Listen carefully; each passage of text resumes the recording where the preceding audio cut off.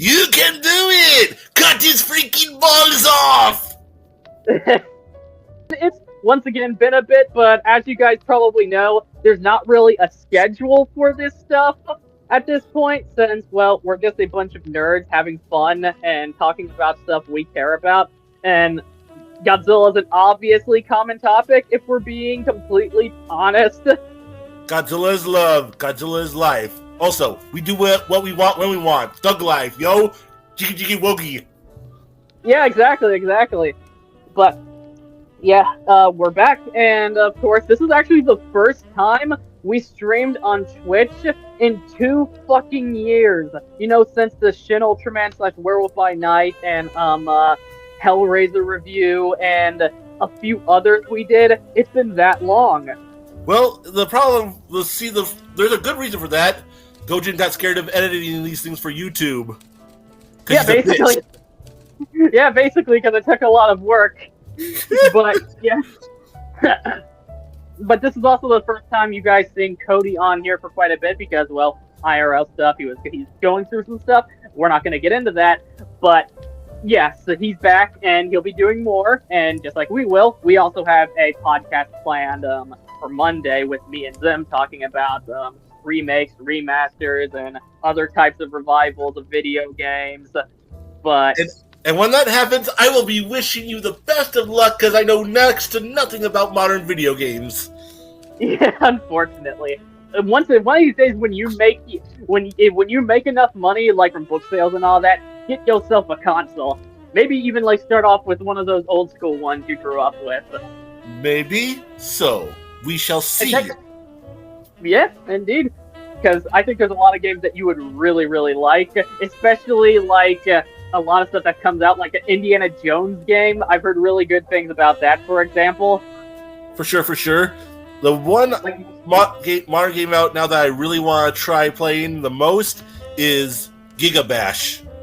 Oh yeah, I own Gigabash. I got the Ultraman DLC and the Godzilla DLC, and I'm looking forward to what else they bring out next, because, I don't know, there's just a lot of good things about Gigabash. It's like a combination of Smash Bros., that kaiju fighting game back in the day, like War of the Monsters, I think it was called, and the Pipeworks Godzilla trilogy. Really good stuff. What, Cody? No, I was listening to you.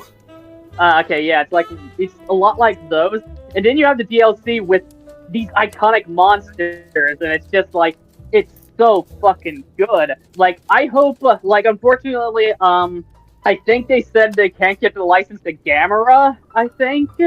Ugh.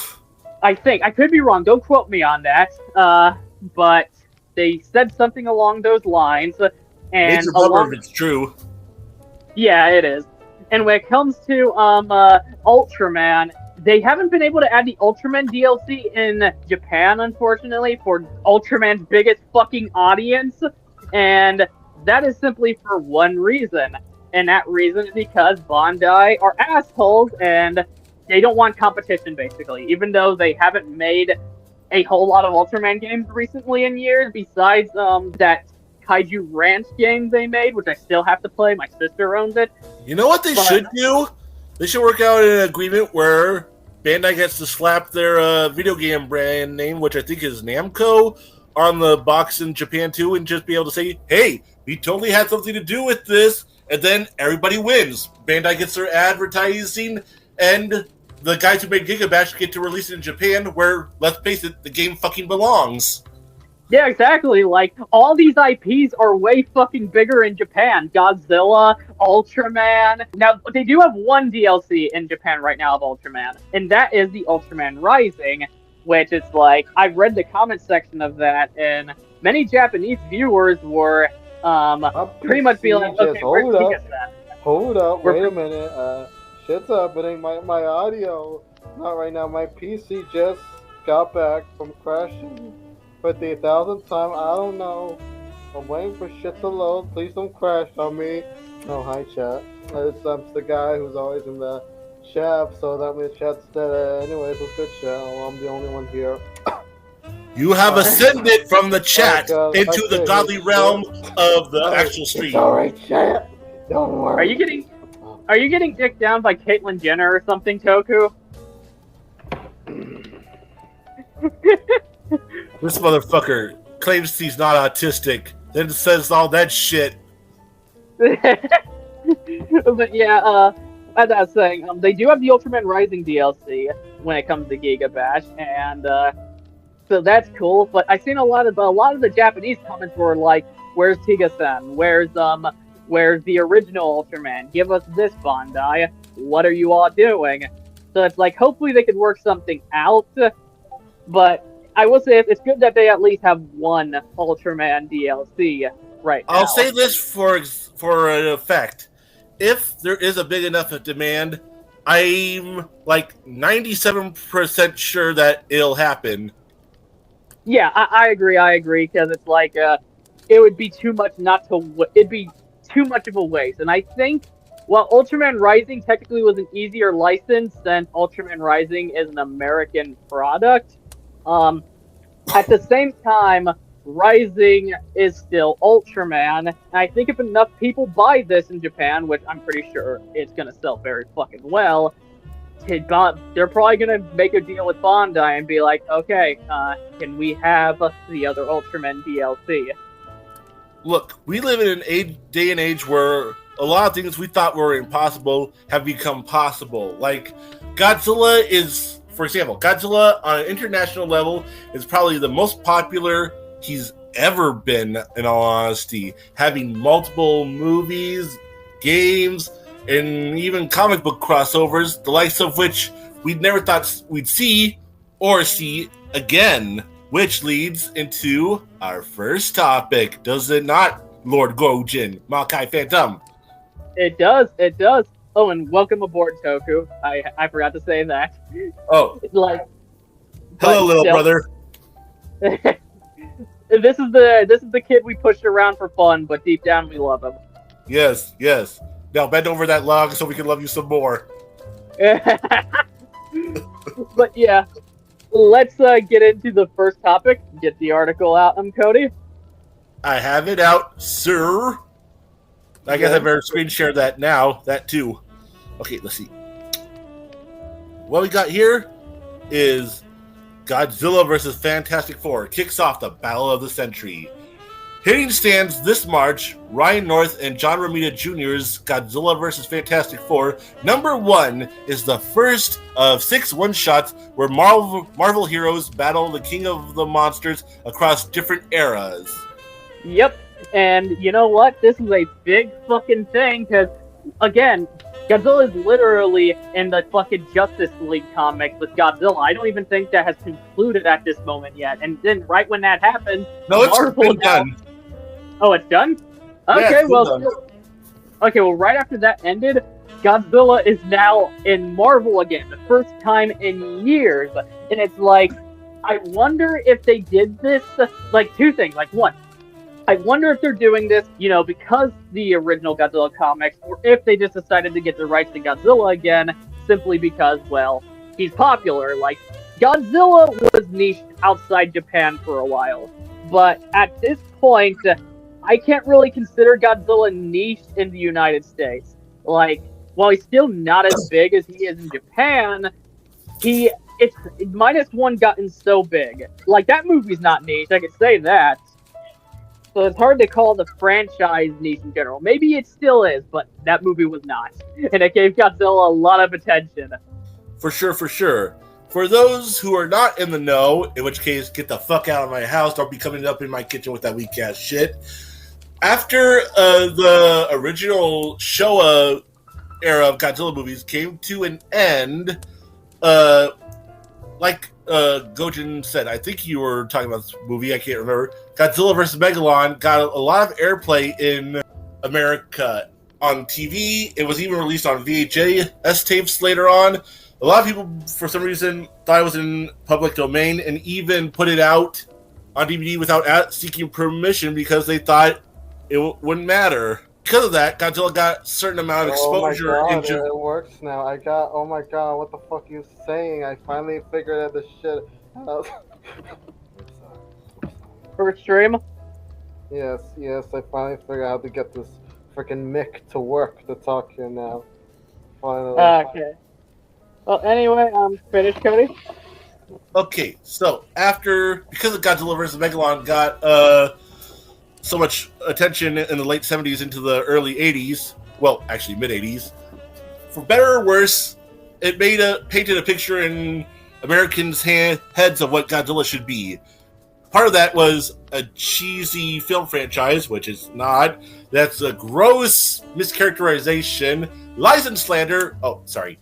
And also a superhero. So he started to be licensed in media over here as such to capitalize on that popular image that they made of him. This includes, but is not limited to, the Hanna-Barbera animated Godzilla series, which was my first Godzilla anything I ever watched, and also a long-running series of comic books published by Marvel Comics that actually put Godzilla in the Marvel Universe and had him meet all kinds of characters, including, but not limited to, the Fantastic Four, Nick Fury, Dum-Dum Dugan, actually S.H.I.E.L.D. as a whole, honestly, the Avengers from Thor, Iron Man, so on, and characters even like Devil Dinosaur.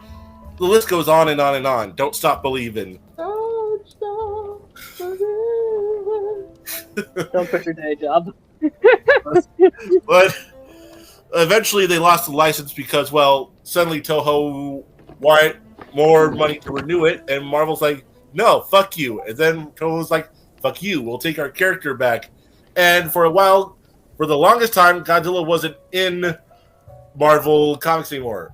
Technically, there was a character they brought in that was supposed to be a remutated Godzilla, and then he made a few unauthorized cameo appearances on covers and stuff, but we won't go into that.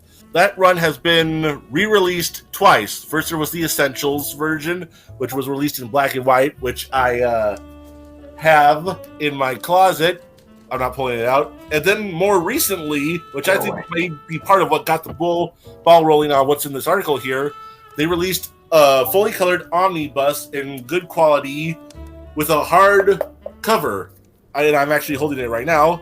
Gonna show it all to you all. Sorry for showing you my ugly mug. You see that? Yeah. That right there? I see it. Now, first thing I want to say, that black and white cover is not the only thing that's in your closet. Yeah. Your brain's in there too. Oh wait, you don't have one of those. You're famous. So, in addition to the omnibus, we also started making not crossovers, but covers, alternate covers that had different versions of Godzilla on the front cover of various different Marvel titles. There was Shin Godzilla on the Avengers, I think, and then the 62 Godzilla on one of Thor's covers, and so on and so forth. You get where I'm going with this. And I think that was done not only to capitalize on Godzilla's popularity, new popularity he's had in recent years, but also to test the waters to see if people would be interested in Godzilla coming back to Marvel. And then what I think really kicks us into high gear as well is this. What we have here is Godzilla. Justice League versus Godzilla versus Kong, which features the Justice League fighting alternate universe versions of the MonsterVerse iteration of these characters, and it sold fucking tremendously in as far as comic book sales go. And Godzilla whoops Superman's ass, leading to the community and power scalers flipping their shit and coping. Copium! Drinking lots of copium! Including Wade. Including Wade. I'm gonna tell him to say that. Go right ahead. And just like Godzilla beats the ass of Huck. Just like Godzilla. What, Toku? Oh shit. He'll be back. Okay, you go on ahead instead, Gojin. Okay, well, like I was about to say, and then Godzilla, not to mention Godzilla, and this was canon in the original Marvel Universe. This was not alternative. This was a canon incarnation of Godzilla, which is why they were able to, like, here's the thing, that whole thing you mentioned, it was still Godzilla. It was the same character that fought the Avengers. Just the thing is, it was no longer legally Godzilla, and they were not allowed to say the name because of that. That's why when there was a little joke inserted in there about Godzilla, that kind of revealed what they were trying, and Toho basically went at Marvel for that. But yeah, that was canon. That's why Dominicus, which was the villain from the Godzilla comics, also appeared into that. So in the original Marvel Universe, Godzilla beat the ass of the Avengers, and the Avengers themselves, these canon iterations, said Godzilla is the strongest character, is the strongest thing in the universe. Not outside the universe, not on the level of the one above all, but stronger than anything within the Marvel Universe. That's what they said. Look, here's my question. Are people really going to be all triggered and upfronted about this, appalled by this, or offended that Godzilla is beating the shit out of other fictional characters? Like, so what? It's just fiction. Why can't you just have fun with it? Yeah, exactly. I'm just making I do like seeing Godzilla kick ass, but I personally just like making fun of the people that think they know more than the writers. Yeah. You know what? But I don't even care. I'm just basically I push that shit all aside and mostly just try to enjoy the product I'm given as much as I can, even though 9 times out of 10 I do have notes about said media. Oh, exactly. Like I said, your media literacy is very good. Thank you, sir. It's true, and you're welcome. But yeah, it is cool that Marvel has Godzilla back, and there's many things that this could lead to. Like, you know what the funny thing is? I wonder if the fact Godzilla is fighting the Fantastic Four first is a reference to how Godzilla fought another team in the Marvel Universe, being the Avengers in the original comics. I wonder if this is kind of like a return to form, but with different heroes Godzilla hasn't fought before. No, he fought the Fantastic Four in that original series. In fact, he actually fought them first, before the Avengers. So maybe this is a tribute to that. Honestly, I think it's just the fact that the Fantastic Four was the first Marvel superhero team of Marvel superheroes made. They were Stan Lee's first creation that he really wanted to make, and the one that stuck the most. And it came out in the 60s during the same time as the Showa era Godzilla movies were at the peak of their popularity and their quality, some would argue. So I think people at Marvel just think that those two work so well together, should work like ham and cheese on a sandwich, you know? Yeah. I definitely would say you're correct there. But of course. And besides that, there's also something about this first issue that I hadn't gotten a chance to talk about yet. We probably should have read through the article first, but I'm too excited. I want to talk about this shit. And the biggest takeaway is the fact that in this first issue, King Ghidorah is actually going to make an appearance. And he's coming to Earth as a herald of Galactus. And that is amazing. For those of you who don't know what that means, the Silver Surfer is a herald of Galactus. Basically, the Silver Surfer's job as his herald is to go to a planet first, terraform it to suit Galactus's needs. Then Galactus comes and he eats the planet. He's a planet eater. So, in that sense, King Ghidorah being brought in to terraform the planet to suit Galactus's needs is basically pure genius, because that's how Ghidorah started. Granted, he did it of his own volition, where he would go and terraform other planets. And by terraform, I mean he'd destroy the fuck out of them. That's how Ghidorah the Three-Headed Monster started, with an alien from Venus or Mars, if you watch the English dub, coming to Earth and saying that Ghidorah destroyed our planet, and now he's here to destroy yours. So take a character like that and recontextualize them to fit into the Marvel Universe as Galactus's herald, It's pure genius. It kind of writes itself. Yeah, exactly. For a second I thought you said it kind of writes itself, and I was like, it's not the only thing that writes itself. I'm talking to someone who does. Oh, it's funny because I'm a writer, and I got my first book published this year. My first full-length novel of all original material. Please buy my books. I'm a starving artist. Yep. Starving when he doesn't have a dick down his throat. Yeah, hey! That's not nice! Why you gotta be so mean? So, I don't... let's take a look-see at what this article here says. Last year, Marvel Comics and Toho International, the Japanese studio's US-based subsidiary that has brought global sensation Godzilla to life, began an exciting new collaboration that resulted in a hit Godzilla variant cover program and long-awaited reprints and collections of Godzilla's original Marvel Comics series. Okay, yeah, we definitely should have read this first because I basically already went over all that. But anyways, announced last week with the Hollywood Reporter, this incredible partnership evolves in March as Godzilla enters the Marvel Universe in groundbreaking new comics, beginning with 6 action-packed one-shots that pit Marvel heroes against Godzilla in breathtaking battles, each set in different areas of Godzilla and Marvel Comics. One-shots will pave the way for an epic Godzilla and Marvel limited series launching this summer. Oh, I didn't know that. I didn't know that these one-shots were a precursor to something bigger coming later in the year. Wow! That's exciting! That's excellent. They must be paying a good amount of money for this to have it in the long run, which is great because, they said there's going to be solo comics, right?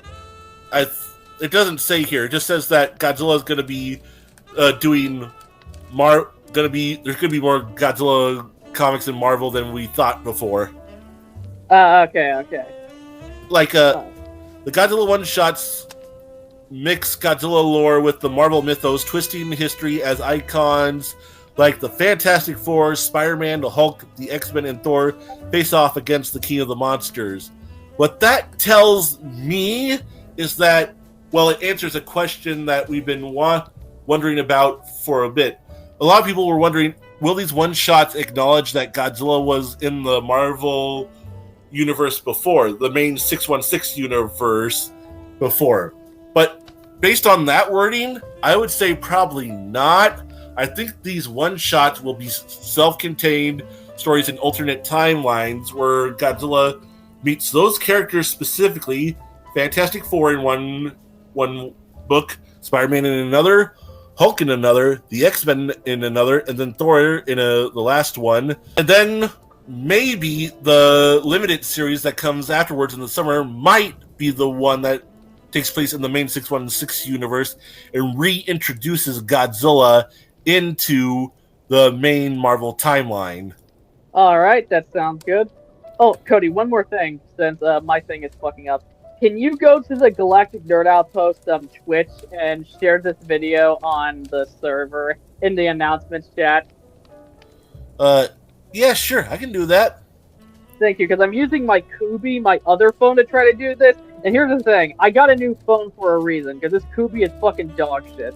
But if you look up Galactic Nerd Outpost, don't do spaces, because Twitch doesn't do spaces when it comes to names.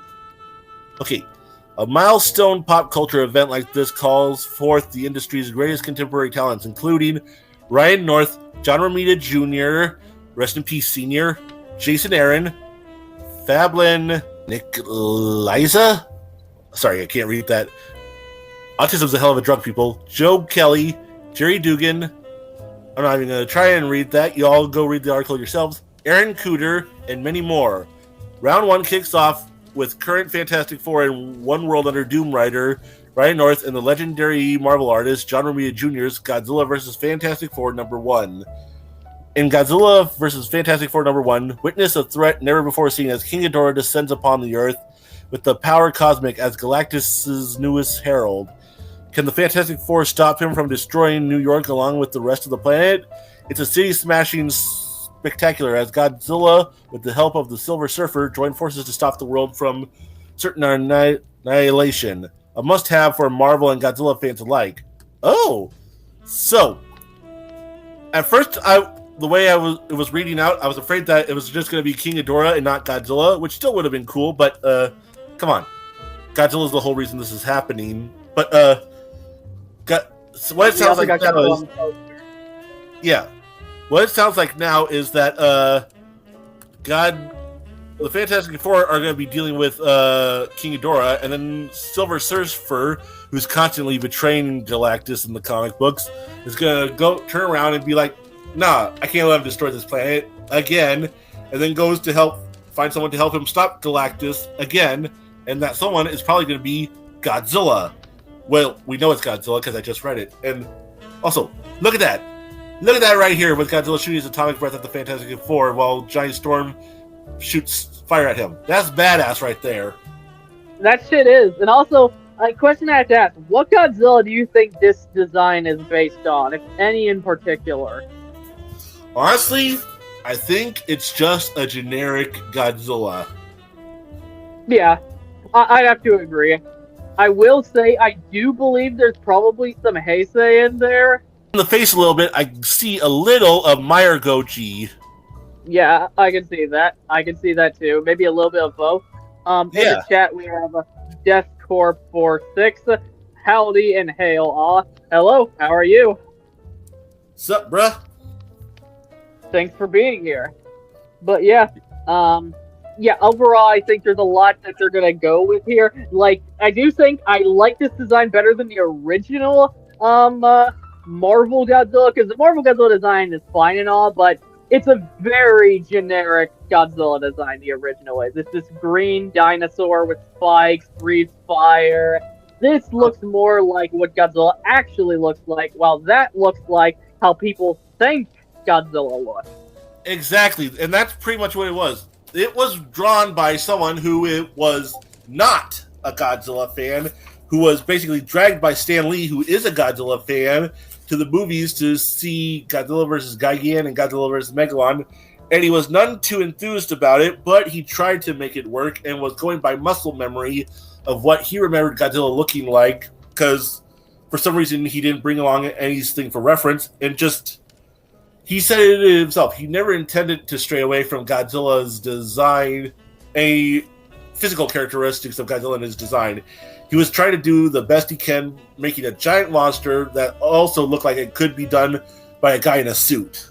Yeah, which I think he did a fine job with that, but it wasn't special when it comes to what Godzilla is.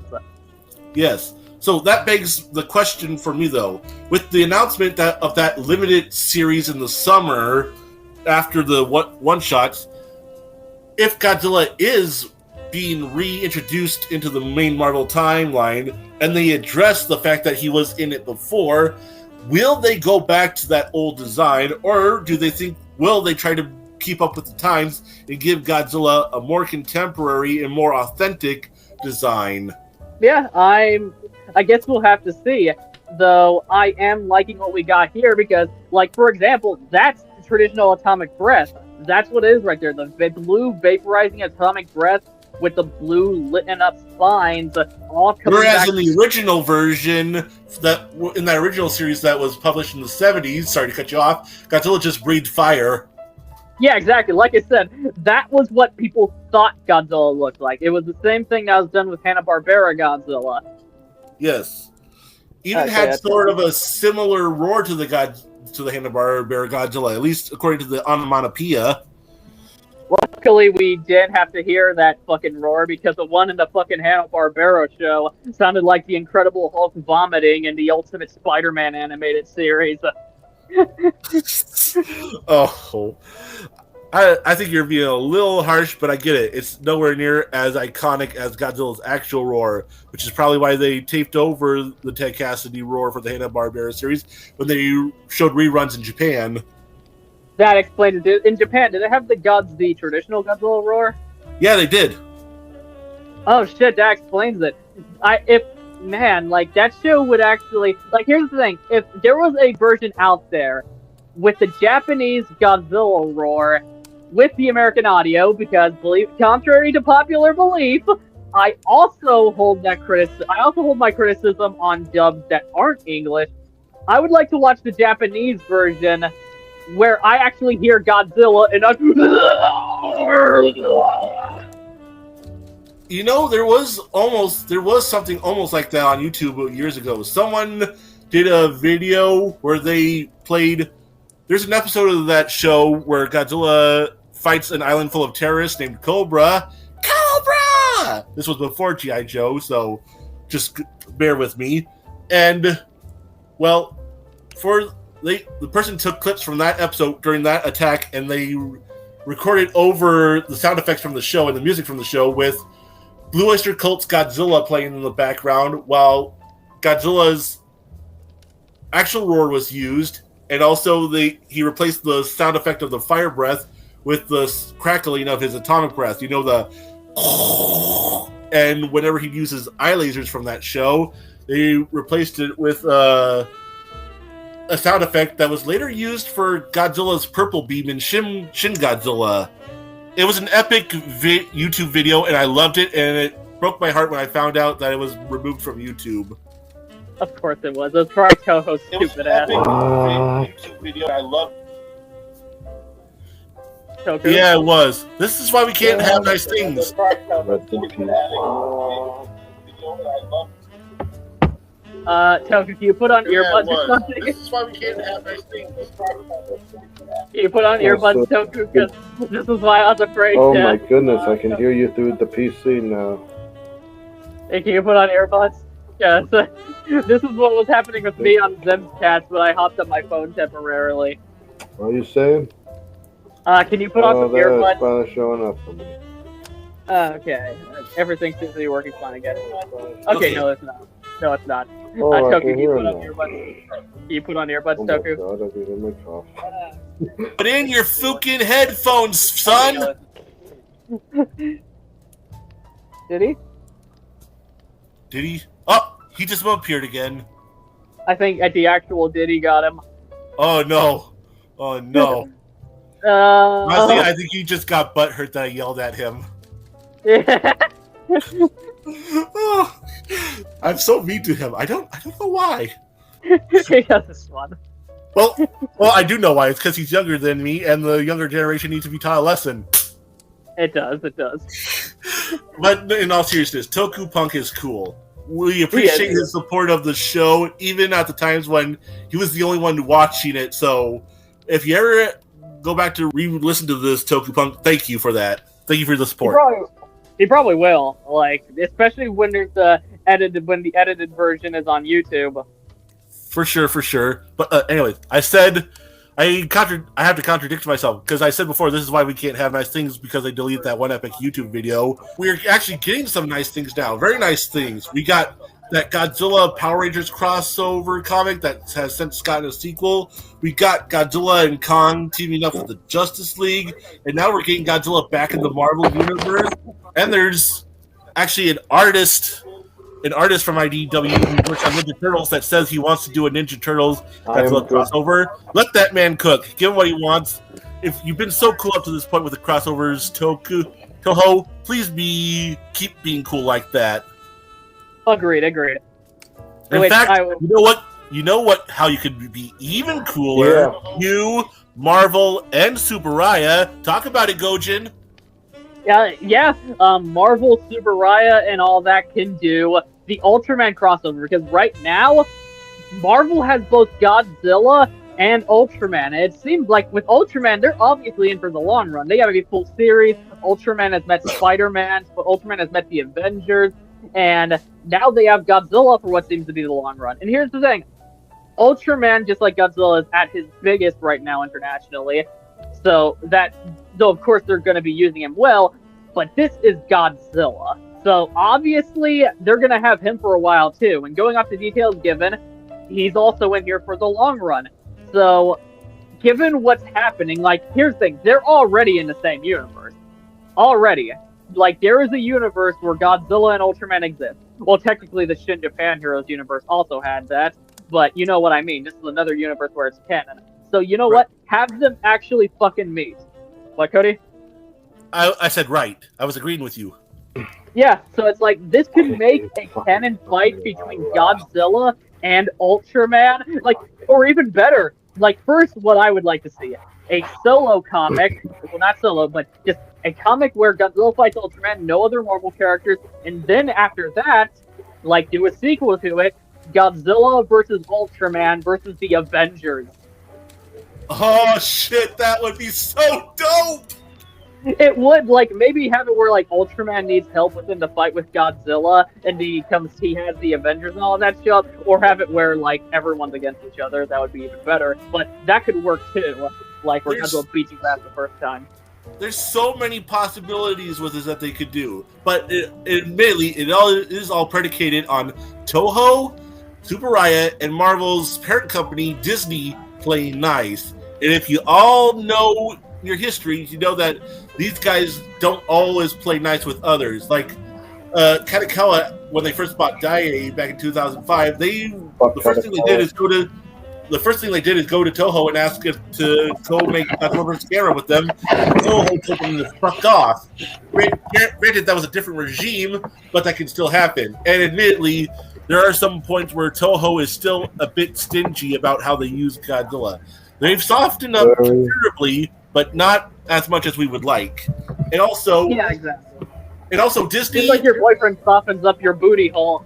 I'm gonna pretend I didn't hear that. And also, Disney. Well, their track record is well documented across the internet. I don't feel the need to say more about that. And SAKURA, I understand because of that one dickhead who tried to fuck them over with the international use of Ultraman. What? China. Some guy from China, yeah. So, well, here's some different. Here's that goes wider than you think, Cody, because there was a Chinese thing of the Dragon Force, so long Ultraman. That's what you're talking about, right? I think so. But before then, you remember Hanuman and the Seven Ultra Brothers, right? That's what I meant. That guy who brokered the deal to make that, and then turned around and said, "I actually own Ultraman. I have a totally real paper that says I own it." And then everyone's like, "Can you show us that paper?" He's like, "I left it at home because it never existed." He claims he was also trained by Ishiro Honda and Akira Kurosawa, which is like, if they trained him, like those two are masterful filmmakers that were best friends. So if Ishiro Honda and Akira Kurosawa trained him, y'all failed that guy. You failed that boy. Failed horribly. And because that guy was such a dipshit about trying to say that he was the Ultraman master, for lack of a better term, it tied up international presentation of Ultraman for years, and even prevented him from being used in Ready Player One, the movie adaptation of the book, even though Steven Spielberg wanted Ultraman to be in the movie. For real. So, like, I could see why SAKURA might want to be a bit more cautious, but I'm glad they're opening up now that all that's been cleared away legally, and it's been revealed, nope, SAKURA is the sole master of the Ultra series. And then they're like, okay, now let's go take this thing international. And we've gotten wonderful things like Ultraman shows being simulcasted on YouTube, like Blazar, Peak Ultra series. And then, yes, and then the Ultraman Rising movie on Netflix, and then the comic books from Marvel recently, including the 3-issue crossover, which I suspected was supposed to be 6, but politics with Marvel prevented it from being put out when they wanted to originally. Again, these people don't always play nice with each other, but they played it nice enough to get that comic crossover out eventually. But at this point, I think that they'd be fools not to at least contemplate trying to do Godzilla and Ultraman since they have the comic book rights for both iconic properties, IPs, here in America. Yes, it's funny you mentioned Toho and Disney, because I ever tell you about that situation where Toho and G.N.O are thinking that they had to sue Disney because of the movie Atlantis? No, you didn't. What's up that? Okay, so there was this show by Gainax, Hideaki Anno's, called Nadia Secret of the Blue Water. You told me about that, but Toho's involved in that? I think I heard it from like a YouTuber called Magic Mush about some guy called Andrew Dobson. It was something he related to say, some locale or something. He said something like that. It was crazy. It was fucking crazy. Yeah, because the thing is, like, this show right here was originally Hayao Miyazaki's pitch. Miyazaki never finished it, so Hideaki Anno decided he would finish his mentor's work by making it into a TV show. And the thing is, this was loosely based on the Jules Verne story. I forget what it was called. But then a little bit after that show came out, Disney came out with the movie Atlantis. And don't get me wrong, both are using the same source material. Mhm. But why Toho? Huh? I just said both good films. Yeah, both are using the same source material. However, the reason why Gainax raised an eyebrow, because let's be honest, Disney probably plagiarized that shit, is because some of the traits that was unique to Nadia, alongside many of the character designs, like many of the characters 100% look like those in Nadia's Secret of the Blue Water. Yeah, Gainax went to Toho, and they were like, should we sue these guys? And Toho was like, yeah, this does look pretty bad, but we don't want to deal with Disney shit in court.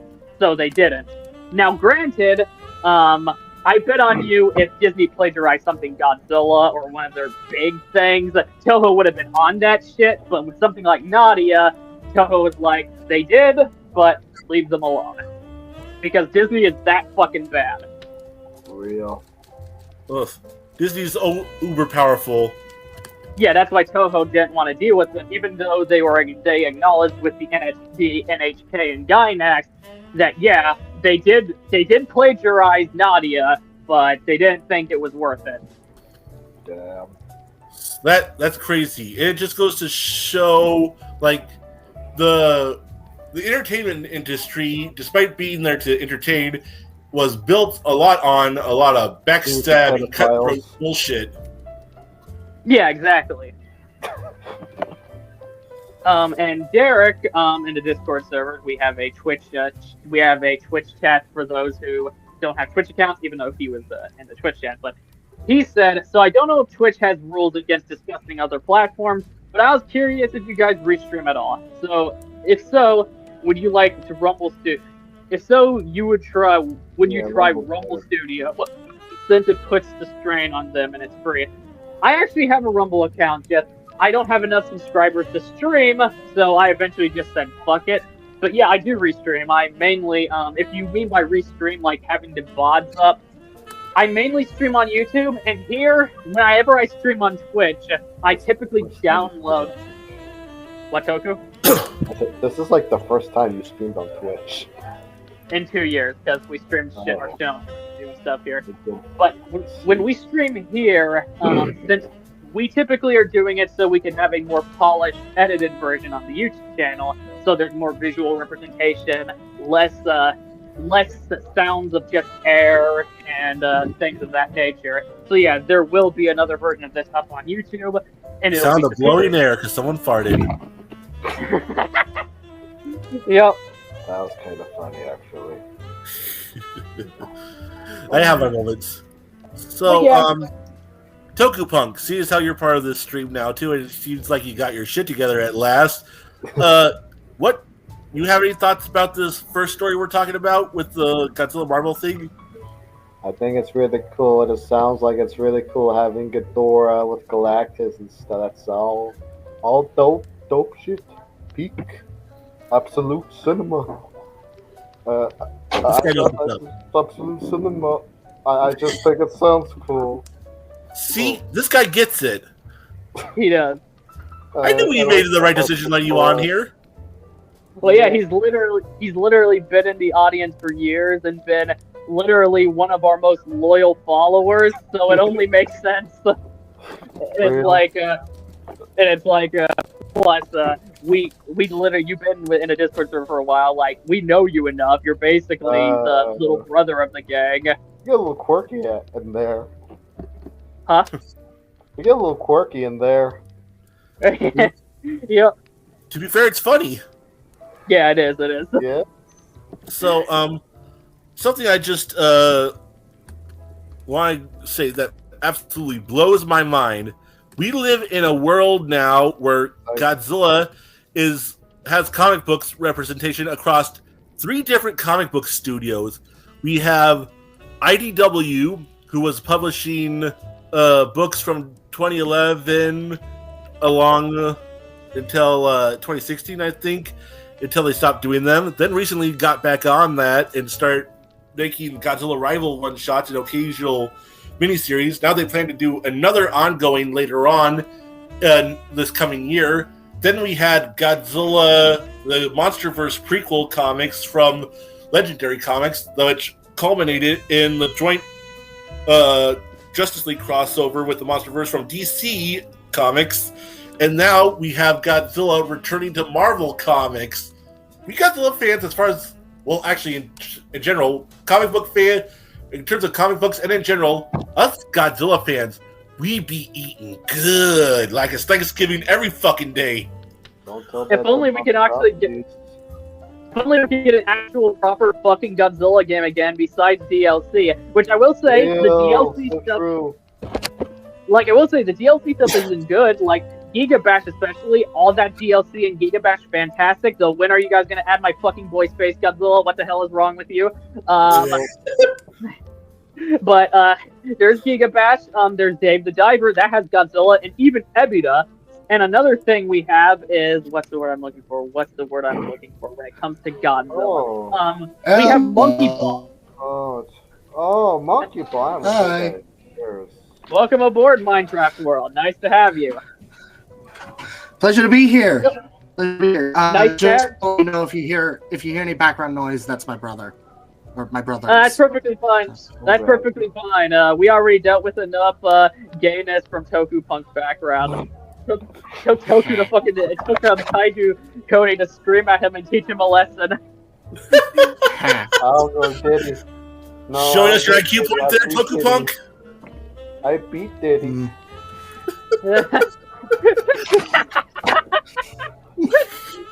So, question for you, Toku Punk's gonna be the next Justin Bieber, and if you know, you know when it comes to the Diddy stuff.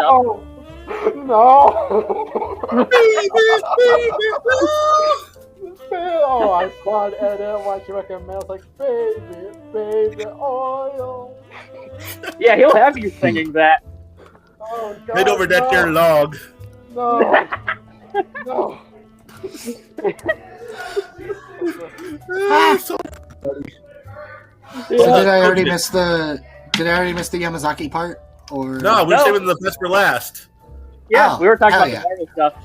But yeah, as I was saying earlier, Monkey Ball has Godzilla DLC, which, as I was saying before, objectively it'd make more sense if it was Kong, since it's fucking Monkey Ball. But at the same time, 1, it's Japan, and we all know Godzilla's more popular than Kong in Japan. 2, I prefer Godzilla, so as much as I love Kong, I'm not gonna complain, especially since on single player they replaced the bananas you get for points with fucking trains. That was an attention to detail. I just have one question about that. Is that a monkey? Yeah.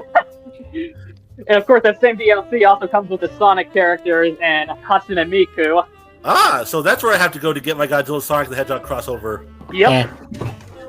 I'm still waiting for a proper Transformers crossover. I mean, what, Minecraft? Godzilla X Transformers. I mean, yeah. But it sucked. Yeah. It was crap. I think it was with I'm hoping for a comic at some point. I'll buy the figures because why not? But didn't that happen with didn't that happen with IDW once, or am I mistaking it with Godzilla versus the Power Rangers? You're mistaken with the Godzilla versus the Power Rangers. They wanted to do Godzilla versus Transformers, but that was back when Toho wasn't playing nice and said you can't have any sort of crossovers, which also fucked IDW over because they did this massive crossover event that had a bunch of their titles going up against Lovecraft creatures, and they wanted the grand finale of that to be Godzilla fighting Cthulhu, and Toho pulled Godzilla out at the last minute and said, no crossovers. We're not letting our boy play with any of your boys. And so lame. No crossover for you. Yes. So oh boy, that sucks. Audience laughing. it might happen now. We're getting a one-shot Godzilla versus Cthulhu comic. Granted, it's a con exclusive. All I have to say with the Marvel crossover is round 2, baby. Let's go. Agreed. Like I said, there's big possibilities that come from this. Mm-hmm. Also, if Godzilla beats the Cthulhu's ass, I'm gonna shove my cock in Wade's face just like I did when he beat Superman. Now tell him it's Solo's bleach. Tell him it's Solo's norm crap. Question for you, Gojin. Since you say you have Gigabash and you have the Ultraman and Godzilla DLCs, how many times have you run through the Godzilla versus Ultraman dream scenario through that game that we all want? Quite a few times actually. Usually I play it with my siblings, since it's also a party game, so it's kind of meant to be played with other people. Like, you can play it alone, like there's the campaign and all that, but you can tell at its core, Gigabash is made to be played with other people, and that's when it's the most funnest. And I have played it quite a bit, and it is enjoyable. Being someone like Heisei Godzilla Destroyer going against an Ultraman or All-N, whatever. So wait a minute, you're saying that you actually play this game with other people and not alone? I would have thought you'd be used to just playing with yourself. I also, I'm a part of the Gigabash Discord, like the official Gigabash Discord. Yeah, it's awesome. Yeah. I was just saying that's cool. I'm glad the Minecraft world is getting to do fun things like be in that Discord server. Well, I mean, we got some connection with Gigabash through Sakura Central too. Oh yeah, that's right. You do, don't you? Yeah. No. Neat. Oh, also the fact that we have this scenario where Godzilla and Ultraman are able to technically cross over through a video game like Gigabash instills in with me a little shred more of hope that we could get that comic book crossover that we were talking about saying we want from Marvel eventually. Yeah, exactly. There's a lot that could happen on there that I'm just really looking forward to. And again, this would not just be a here's the multiplayer match of Godzilla vs. Ultraman in the game is cool, but I want a story, an official story of Godzilla versus Ultraman. Like, for example, like a campaign or something. And if we could, and unfortunately Gigabash doesn't have that option. There's no campaign for Godzilla or Ultraman and stuff like that. So if we could get a Marvel comic with them fighting, that would just be amazing, because we'll have a story where they actually encounter each other. For sure. Yeah. Okay. So, before we move on, I'm going to give a list of comic book crossovers well, not just comic book, but crossovers in general that I still want from Godzilla. I know we're getting all this cool stuff, but I can't help it. I want more. Besides Godzilla vs. Ultraman, I would like to see Godzilla vs. Pacific Rim when? Godzilla vs. Transformers when? Godzilla vs. Sonic the Hedgehog when? Teenage Mutant Ninja Turtles when? Sonic, unironically. I actually, when I was younger, I actually had an idea for a Godzilla versus TMNT. Was there or not? And what was the idea? Godzilla versus Gamera when? Real. Yeah. Well, okay, we technically had it officially 3 times, but 4th wouldn't count. I'm sorry, what? You kind of faded out, bro. You kind of faded out. We had it officially 3 times, though a 4th wouldn't count, and as a one-on-one. Because the first time was a stage... Actually, no, we've had it 4 times total. The first was a stage show. Second was a comic crossover where Dark Horse had the license to both Godzilla and Gamera. He one-shot Gamera there. The Battle Line crossovers, and there was a massive crossover with Godzilla, Gamera, Ultraman, and many other franchises, which was also, I think, a stage show. That doesn't count. Give us an actual comic book or movie or show with an actual storyline and actual characters. I need it. I need it too. I mean, Godzilla was in Super Robot Wars once, and it was awesome. Goro was in Super Robot Wars as well, which I'd say Goro was a very interesting choice to have there. That Goro is not really... Goro's phenomenal and better than most things in Super Robot Wars. Come on, Mecha community, come at me, you little bitches. But Goro, it's not really mecha. That's knight armor. It's true. But it's like, it's true. Like, Goro's not really mecha. Like, that's knight armor. So it's like, I don't know why Goro made it there. Maybe because Versus Road, because it was VR crap. Yeah, like, Godzilla's definitely not a mech either. It's a giant fucking monster, but there's a lot of mechs in Godzilla. Like, there's Moguera, there's Jet Jagger, there's obviously fucking Mecha Godzilla. And let's be honest, Kaiju and Mecha very much go hand in hand, and I'm pretty sure... Yeah, there's a reason Pacific Rim worked so well. Yeah, exactly. Pacific Rim, Evangelion, from what I heard, Getter Robo. There's a lot of stuff like that. Or even Ultraman. There's a lot of mechs in Ultraman as well. Like Ultraman Blazar, I'd qualify that as a super robot show as well, since, well... Earth Garon. Yeah, Earth Garon. So, you could technically do the same with Arc because of Givas. Yeah, exactly. Yeah, there's been a few mechs in the Ultra series. Yeah, so the genres very much go hand in hand. Oh, and can I just say, Kyu is best Mecha Godzilla. Don't at me. I agree with that. I think the fact that it's the original Godzilla spirit and has its own conscience adds a novelty of it that gives it an advantage above others. He's also the most dynamic Mechagodzilla and the most expressive. Well, tied with Dennis Mechagodzilla. And he looks the most like Godzilla. I would say the unofficial Godzilla versus Evangelion crossover we didn't know we had. Yep, exactly. Because that was obviously inspired by Evangelion there with the whole Berserk thing. Just done in its own way, making it where it was very PTSD-ish, which very much worked in Godzilla's favor, given he was attacked by the atomic bomb and fucking killed. Okay, I feel like I've been dominating this live stream way too much. I'm gonna let you all talk a little bit amongst yourselves. Do you guys have anything you want to say more about the main topic we've been talking about with Godzilla Marvel Comics, or anything else we've been talking about? Gojin, you first. Not really. I think I said my piece on Godzilla versus Marvel Comics and stuff like that. Okay, I just Goku Punk? to other points. Nah, move on. Minecraft World?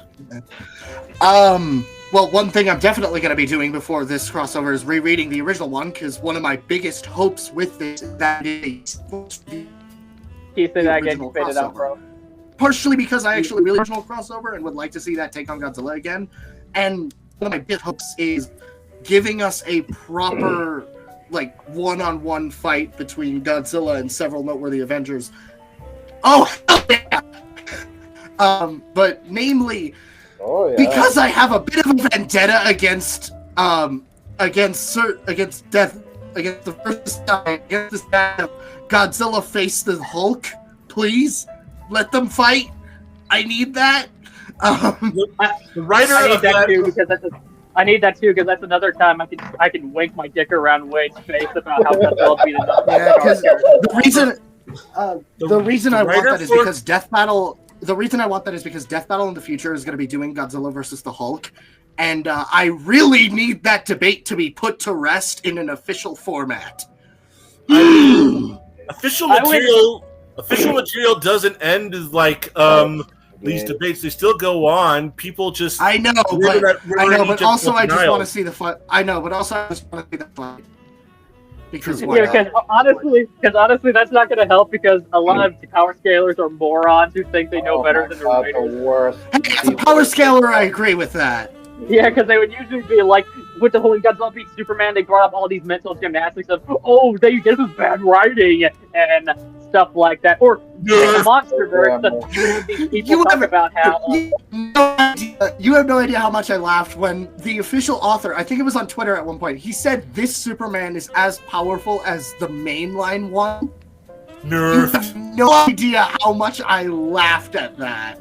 Well, yeah, because people were like, but this is a Superman Prime! It's like, he confirmed that that's the power level.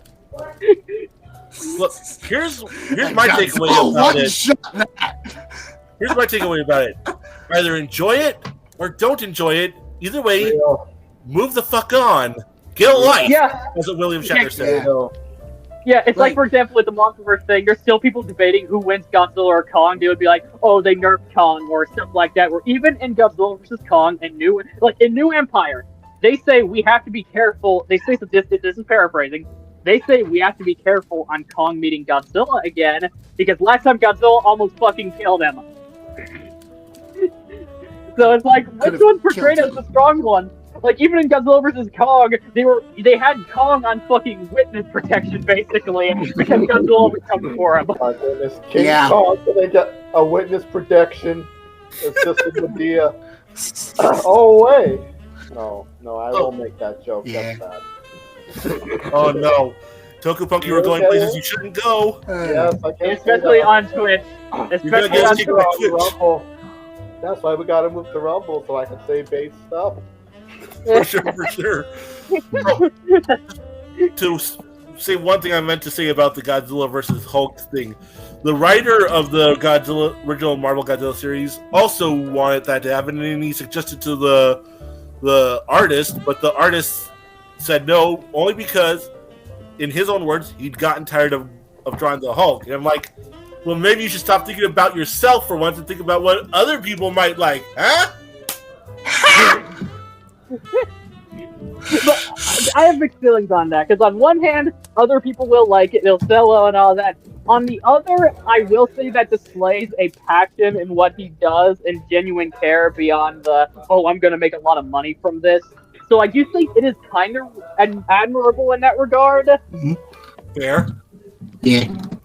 So, I guess time to move on? Yeah, unless everyone else has something to say. Yeah. I think I've said my piece. I'm excited for this crossover. Round 2, baby. Let's go. Right on. Oh, speaking of holding a piece, Tokupunk, stop putting that in my hand.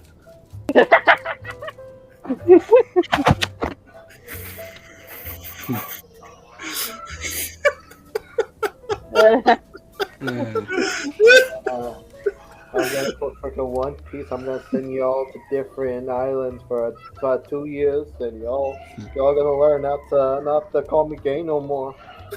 Oh no! You are gay. You literally jerk off the futa. No, because- you're Lupin. That's Lupin the Third. You're jealous because you keep self-rejecting One second. because Lupin. Because I get along with Lupin, and Lupin the Third's the one he's Canadian, so his mind's not mentally developed. He's Canadian, eh? Yeah, unfortunately, just to secure Filthy Frank, please stop call. I can't say half the stuff he says. But let's just move on. No more. Okay. So, hold on. Let me leave and then come back and see if that gets rid of the delay. All right. My virus is spreading. It all started with crappy PC and then starts spreading to me. Now it's spreading to Go. You know what else is spreading? Your legs when Diddy's home. No. Oh god.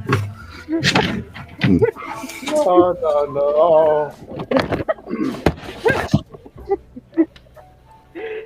Oh. Well, some of this will be edited for YouTube. That joke is staying in. Okay, Cody's back. Let me add him. There we go. Is it fixed? Yes. 1, 2, 3. 1, 2, 3. Gotcha. Yep. We can hear you. Okay, cool. Cody. Yeah? Look at me. That's nasty. Okay. I'm not gay. I'm tired of it. I don't believe you. You know that clip where the guy is like, I am not gay. I have relationships with women, sex with men. That's Tokupunk. And then you have Ice-T that's supposed we need Ice-T here to tell him, well, I got news for you. That means you're gay. In both contexts. Yeah. All right, Joey, activate the screen share. No, approve my screen okay. share. Okay. I didn't get the thing popping up, but here we go. I'll let you read through it since you're in full control since I'm using a fucking mobile device since my computer is garbage right now. I have the power! So, the namesake of this podcast, Yamazaki Strikes Back. Toho announces new Godzilla -1 sequel from Takashi Yamazaki. Now, before I read this article, I'd want to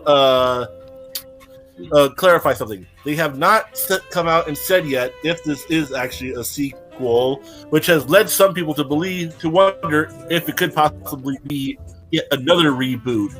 I don't want that.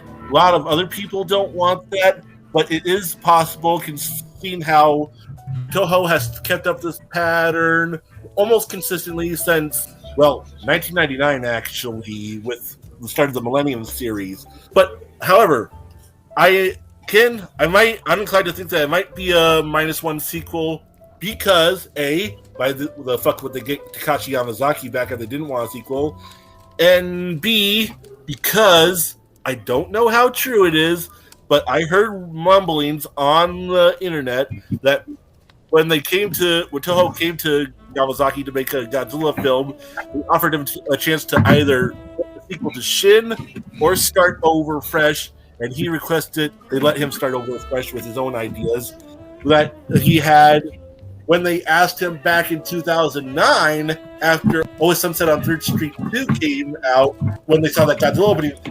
They asked him then if he wanted to do another Godzilla movie, but he said the technology wasn't right at the time, so it was best to wait. So, for all of those reasons, I'm inclined to believe that this will be a -1 sequel, but we'll have to wait and see.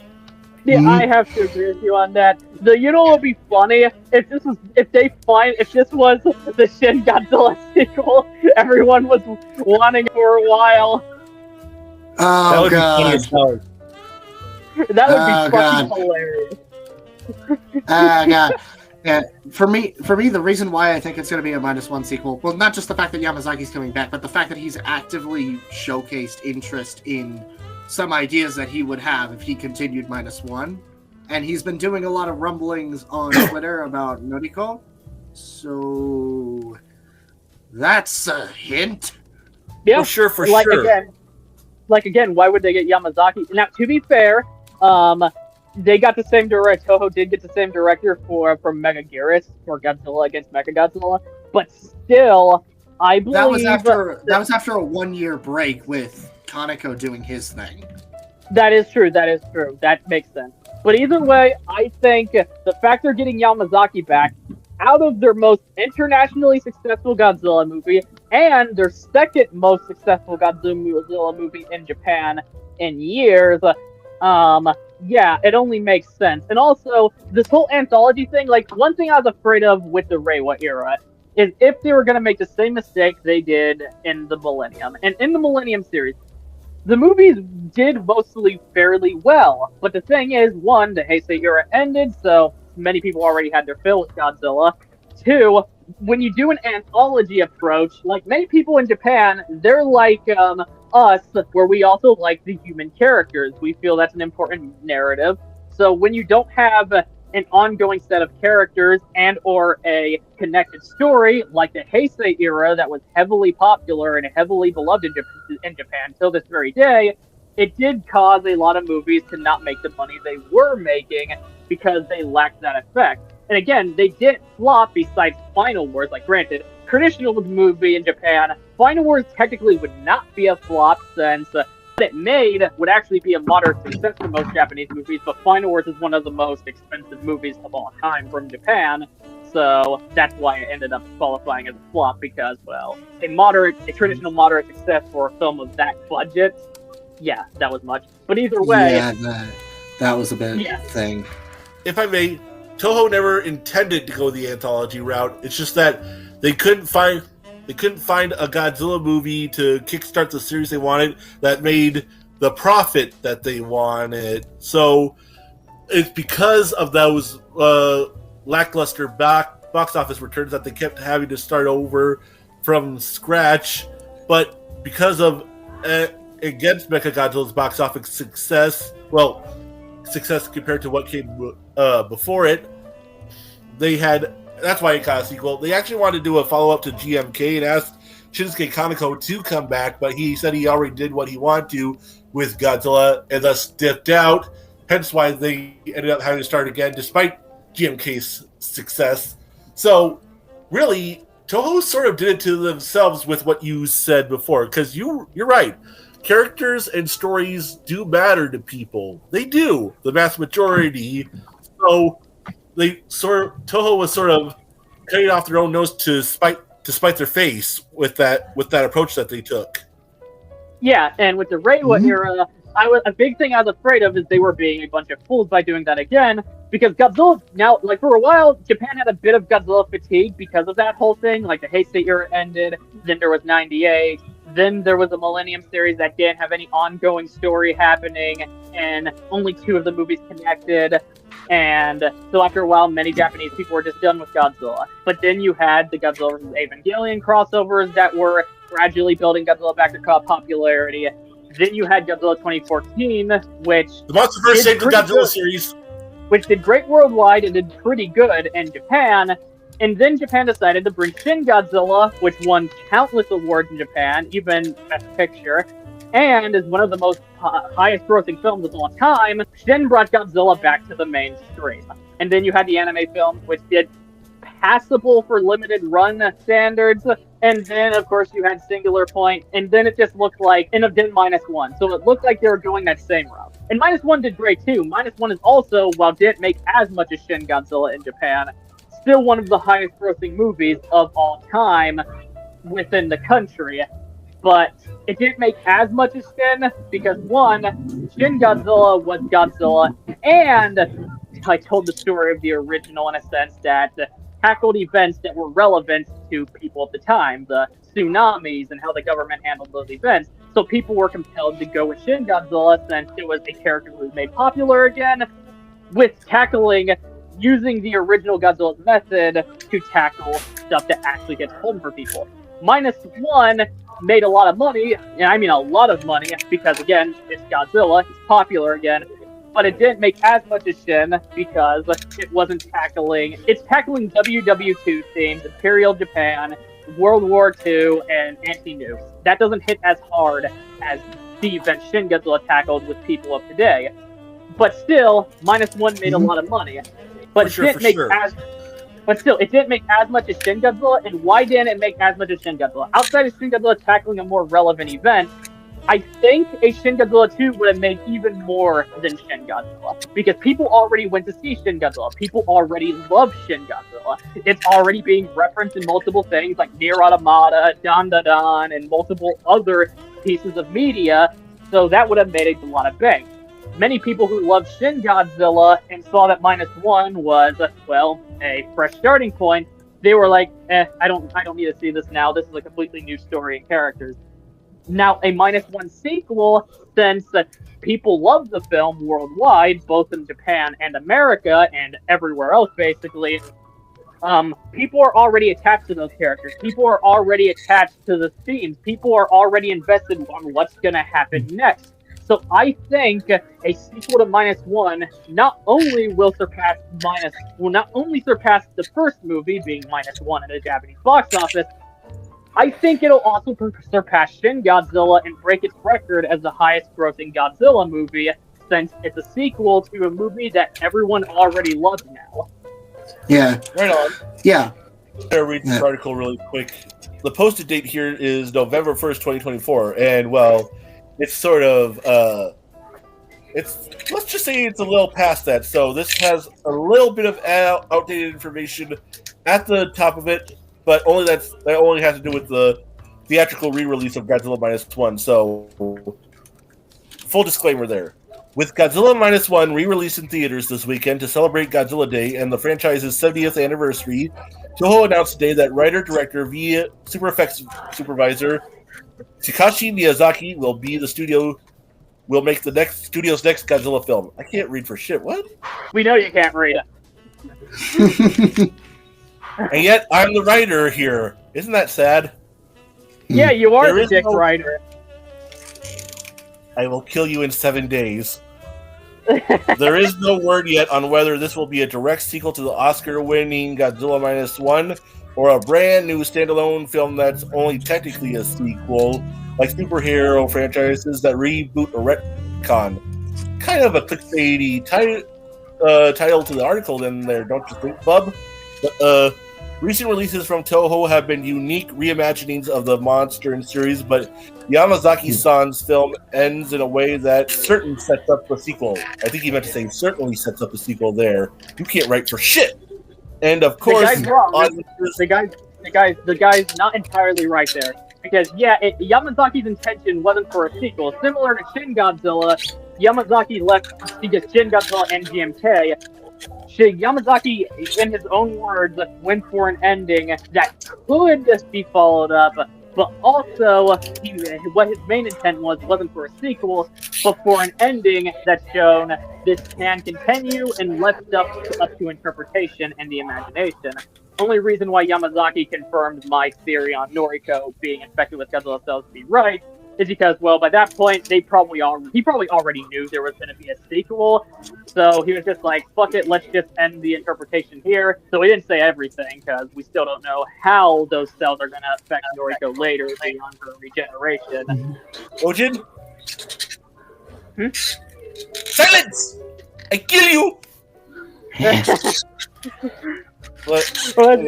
People think I think we'll get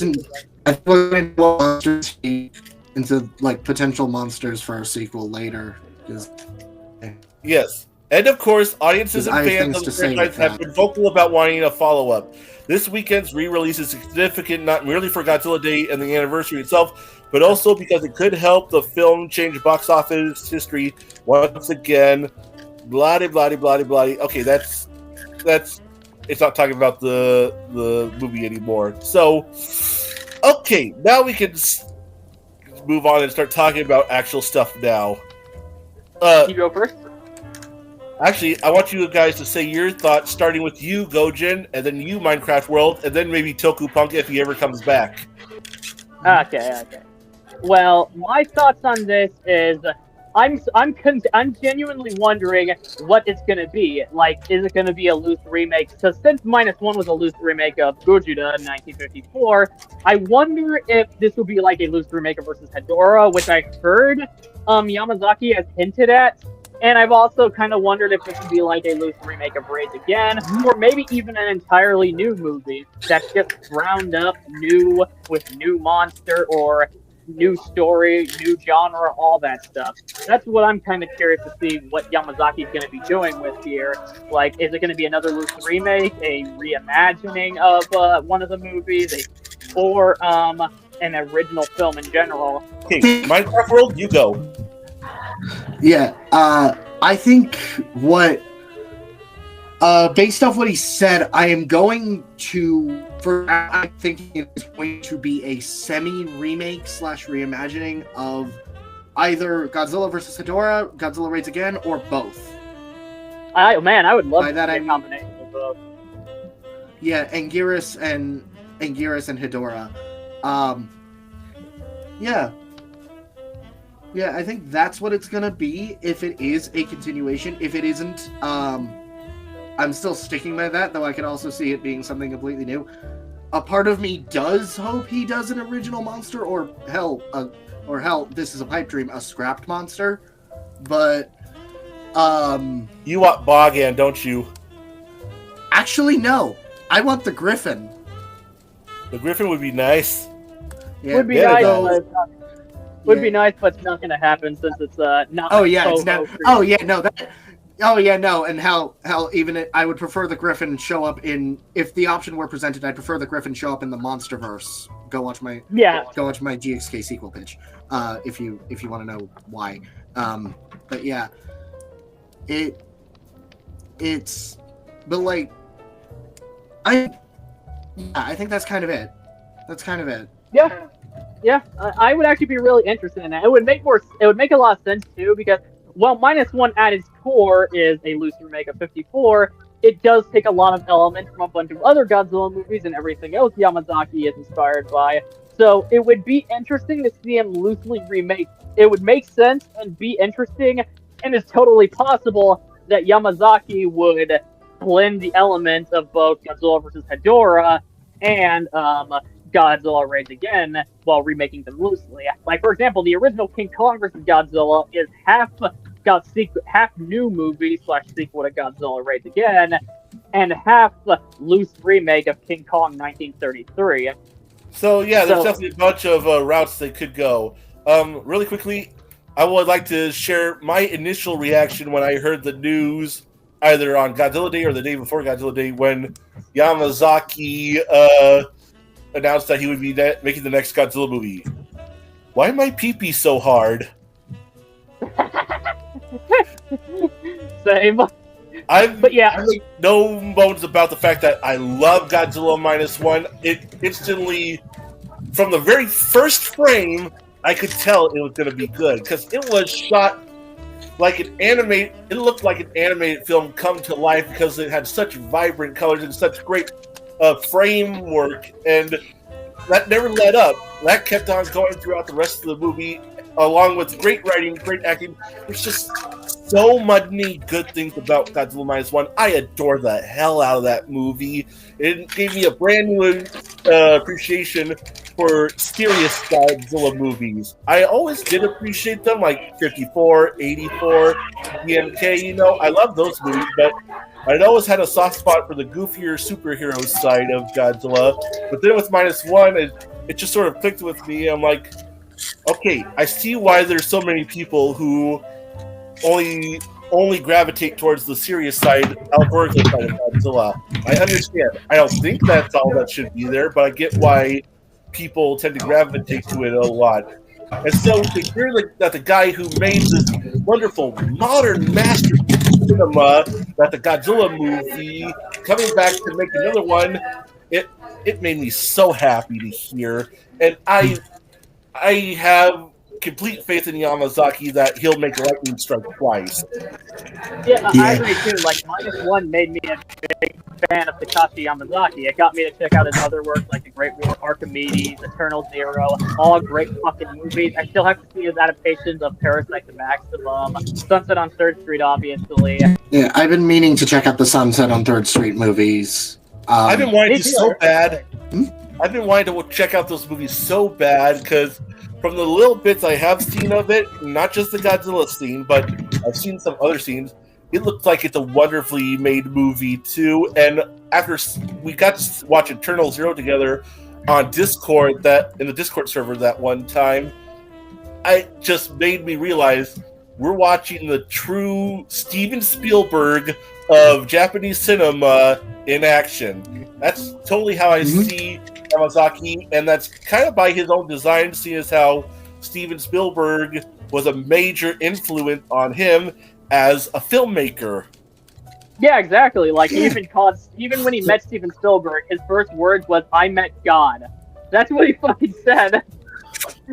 So, yeah, he met, and he even incorporated aspects of Spielberg's movies into his own, including even adding elements of Jaws to Godzilla -1, which is ironic, seeing as how Steven Spielberg brought some inspirations from his being a fan of Godzilla into Jaws.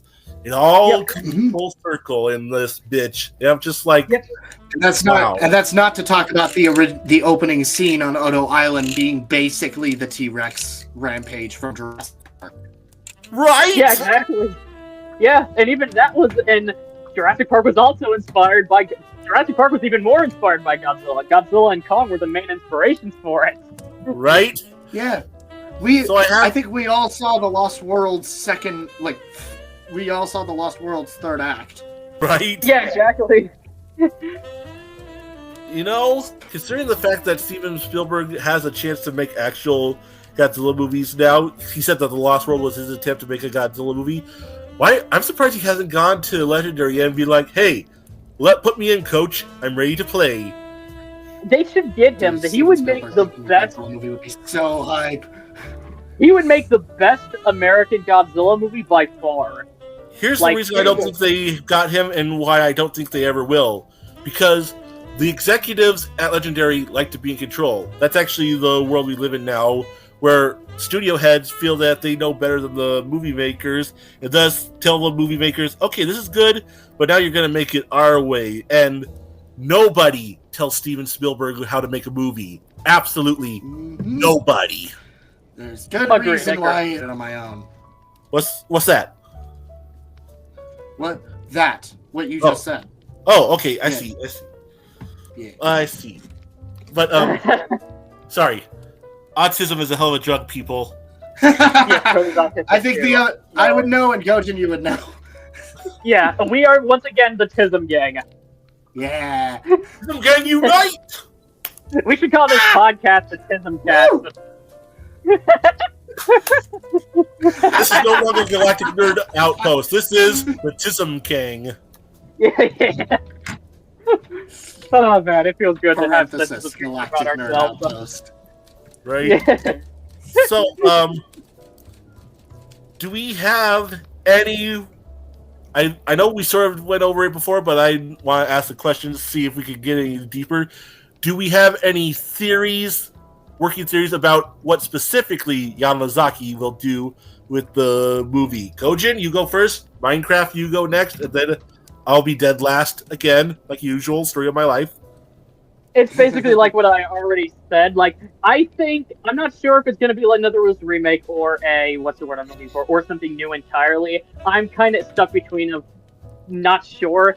Again, it's possible it won't be, but I'm almost certain that it's a sequel, because again, while -1 still did fantastic in Japan, it's still one of the highest grossing movies of all time, was well received by critics, and dominated the Academy Awards, winning again. Not all critics.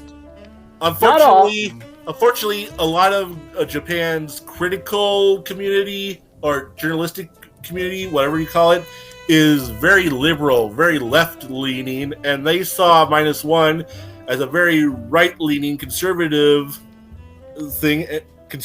movie, and also sort of supports nationalism and imperialism. I'll tell you Despite something. the fact that the movie completely lays out, despite the fact that the movie clearly lays out its theme halfway through. Right? I'll tell you something, Cody. Those people, I've looked up the reviews in Japanese. I looked up multiple. I researched this shit like a motherfucker. Those critics do exist, but Kaiju number 14, no offense to him, the sources he got, he kind of blew it out of proportion by saying, oh yeah, it has mixed reviews in Japan because one source said it.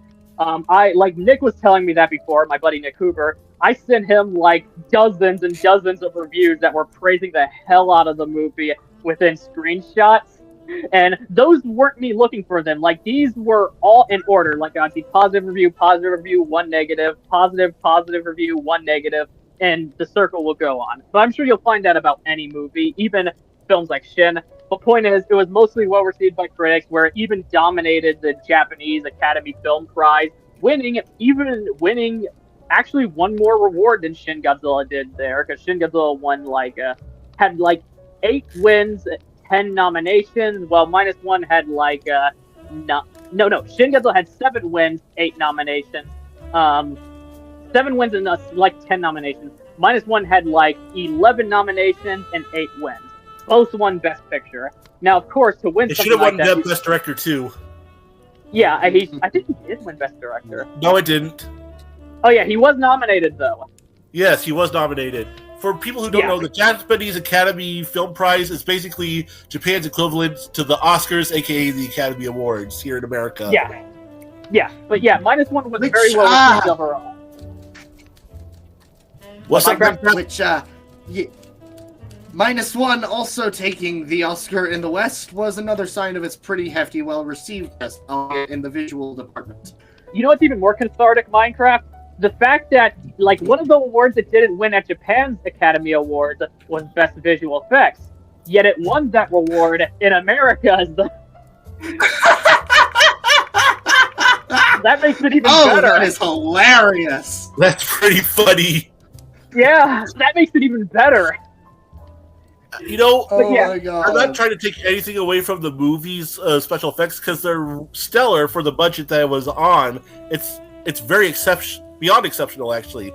But I think that that Oscar win was the Oscars giving Godzilla -1 a bone because it couldn't win Best Foreign Film. Because for those who don't know, when it comes to the category of Best Foreign Film, only each country is only allowed one entry each, and Japan had already had their movies submitted before -1. So I think if we were living in an alternate timeline where that wasn't so, the they would probably give best foreign film to -1 and probably give the best visual effects to an American movie. Just being honest with my feelings. That's possible. Honest to God, I think it would have been The Creator. Had it not been, I probably would have been The Creator.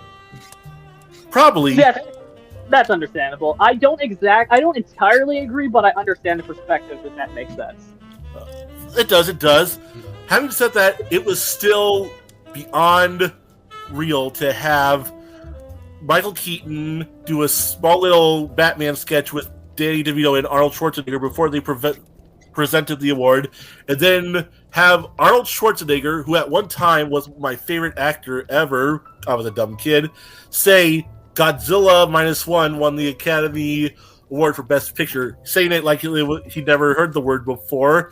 And I'm just like, which is ironic because I wanted him in a Godzilla movie at one point, and then hearing Godzilla's theme song playing at the Academy Awards as Takashi Yamazaki and his team came up to accept the award, and then having Yamazaki talk about how big a fan he is of Rocky Balboa and Star Wars, and then unfortunately being cut off when he was trying to commemorate the producer who sadly passed away for -1 when they played the Get Off the Stage music. But even that ending aside, it was so unreal. It was like people, like my brothers, like they wanted -1 to win too, but one of them was telling me it's gonna be The Creator, Joey. Like it's not gonna be Godzilla, and then Godzilla won because I was confident it was gonna be Godzilla to win, and I was correct. But yeah, did you put your dick in their face? I always do. But yeah, I was watching it that day with my youngest brother and my grandma had no idea what had happened. Me and my brother, we absolutely leaped out of our seats the instant we heard the G out of Schwarzenegger's mouth. Wow. Yeah. Because you knew it was going to be -1. Fuck yeah. But yeah, like now I said, The Creator is -1 award. Yeah. But yeah, like I said, I still think this is going to be a sequel because, again, while it made a fuck ton of money in the Japanese box office, it didn't make as much as Shin, and that's because, again, I think the reason for that is people were invested in Shin, and those people who watched Shin wanted a Shin sequel, not something from the ground up. Now, the people who watched -1, which is a lot of people, it's one of the highest grossing movies of all time in Japan, and including international markets now, they want a sequel to -1. They want to see where that story goes. So yeah, getting Yamazaki back, I think, is a big sign that this is going to be a sequel and we're not going to make the mistake we did in the Millennium series. But it's also possible Toho is like, okay, you made us a great Godzilla movie before, you can do it again, even if it's something entirely new. I guess we'll have to see. But that's my thoughts. I think I'm almost certain it's going to be a sequel, but I acknowledge the possibility. I could be very much wrong. Right on. Minecraft World, you go next. I am of a similar mind. I'm confident considering everything that Takashi Yamazaki has been saying. In fact, I can probably guess we are probably going to be following Noriko for the next one, and dealing with that. So, if it is a sequel, if it is a new reboot, I wouldn't be surprised if it is that, considering how the Reiwa era has been structured recently. But it would be a fool of them to not to do a reboot. Yeah, but Yamazaki being back, period, is definitely, and what he's been saying about him being back, him coming back, and all that, is definitely hinting towards a sequel. And please, if you're doing it, please use Hedora. Give him a second chance. Damn it. Give him a second chance. He needs it. Right on. I still like your idea of loosely remaking versus Hedora and Rent again at the same time. It would be making a better version of two different movies at once. Yeah, for sure. That isn't even how I would have continued -1. I would have gone a little further back with I think of a prequel film, a group of samurai taking on the Otosaurus. I would have done that, but also brought back Ghidorah. Yeah, the Godzilla. The funny thing is, Minecraft, I had that same exact idea. I wanted a J-drama that took place before -1 in the samurai period with that dinosaur. I've actually pitched the idea to my Discord for a while. Here's my question. Can't we have both? Yeah, I would Yeah. actually love both. Like, before that sequel to -1 comes, maybe give us a Eric J drama in between that does that. Porque los dos. Like, yeah, let's do Gojin's idea there. Seriously, just give us more Yamazaki Godzilla stuff. Let the man cook. Yep. Yeah, this guy. I also really hope that he can get his ventures into other non-Godzilla stuff. Let him do a Gamera movie, please. He has said he wants to. Yeah. So let him become the next Shusuke Kaneko. He actually wants to work with Shinsuke Kaneko on it. So I guess I'll talk about my own little thing about this. I believe in my heart of hearts that it will be a -1 sequel. And I'll admit, I want it to be. And I'll also admit, I might be just a little disappointed at first if it turns out not to be. But at the same time, I have so much faith in Yamazaki that I'm sure whatever he comes up with next, that will be fantastic. So,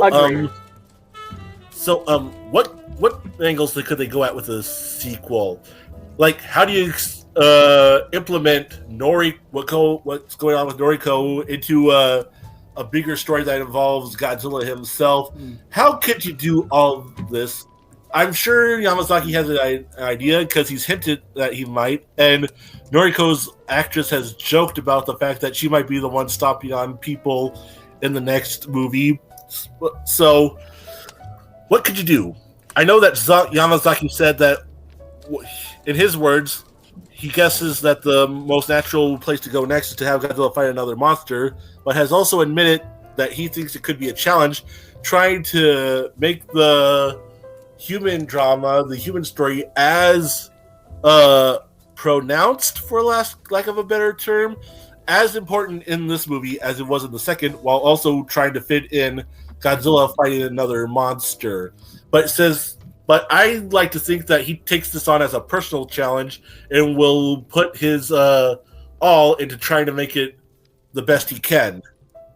I think so too. I think that's definitely it. Because Yamazaki has shown many times to try to make his vision to the best of his degree, despite how some morons misinterpreted his statements on the art thing. But seriously, yeah.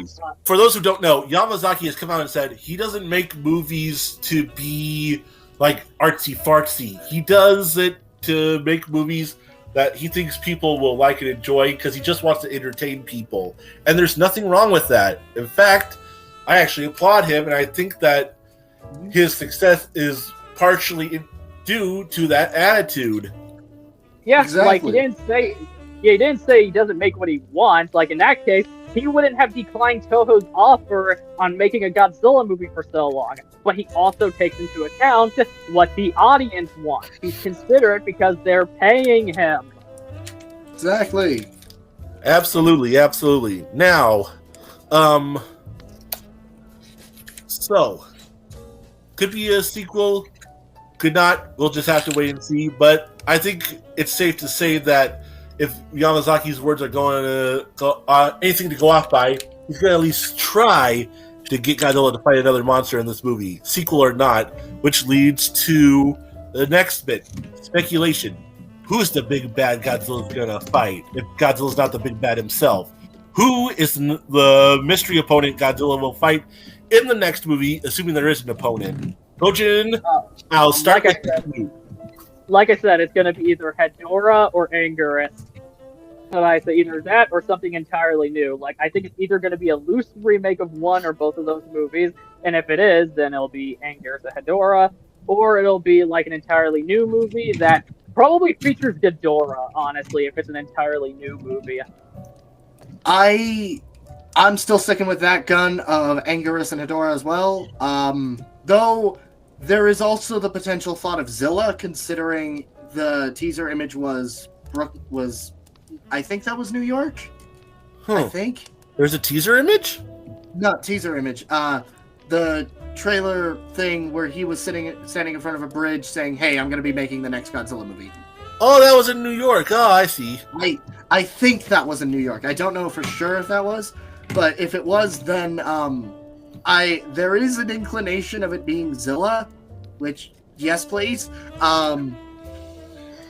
I also had the joke thought of being prominent. I had the joke thought of what if he did the Bride of Godzilla, or something like that. Noriko is the Bride of Godzilla confirmed. That would be, unironically, that would be hilarious. Yamazaki just pulls it.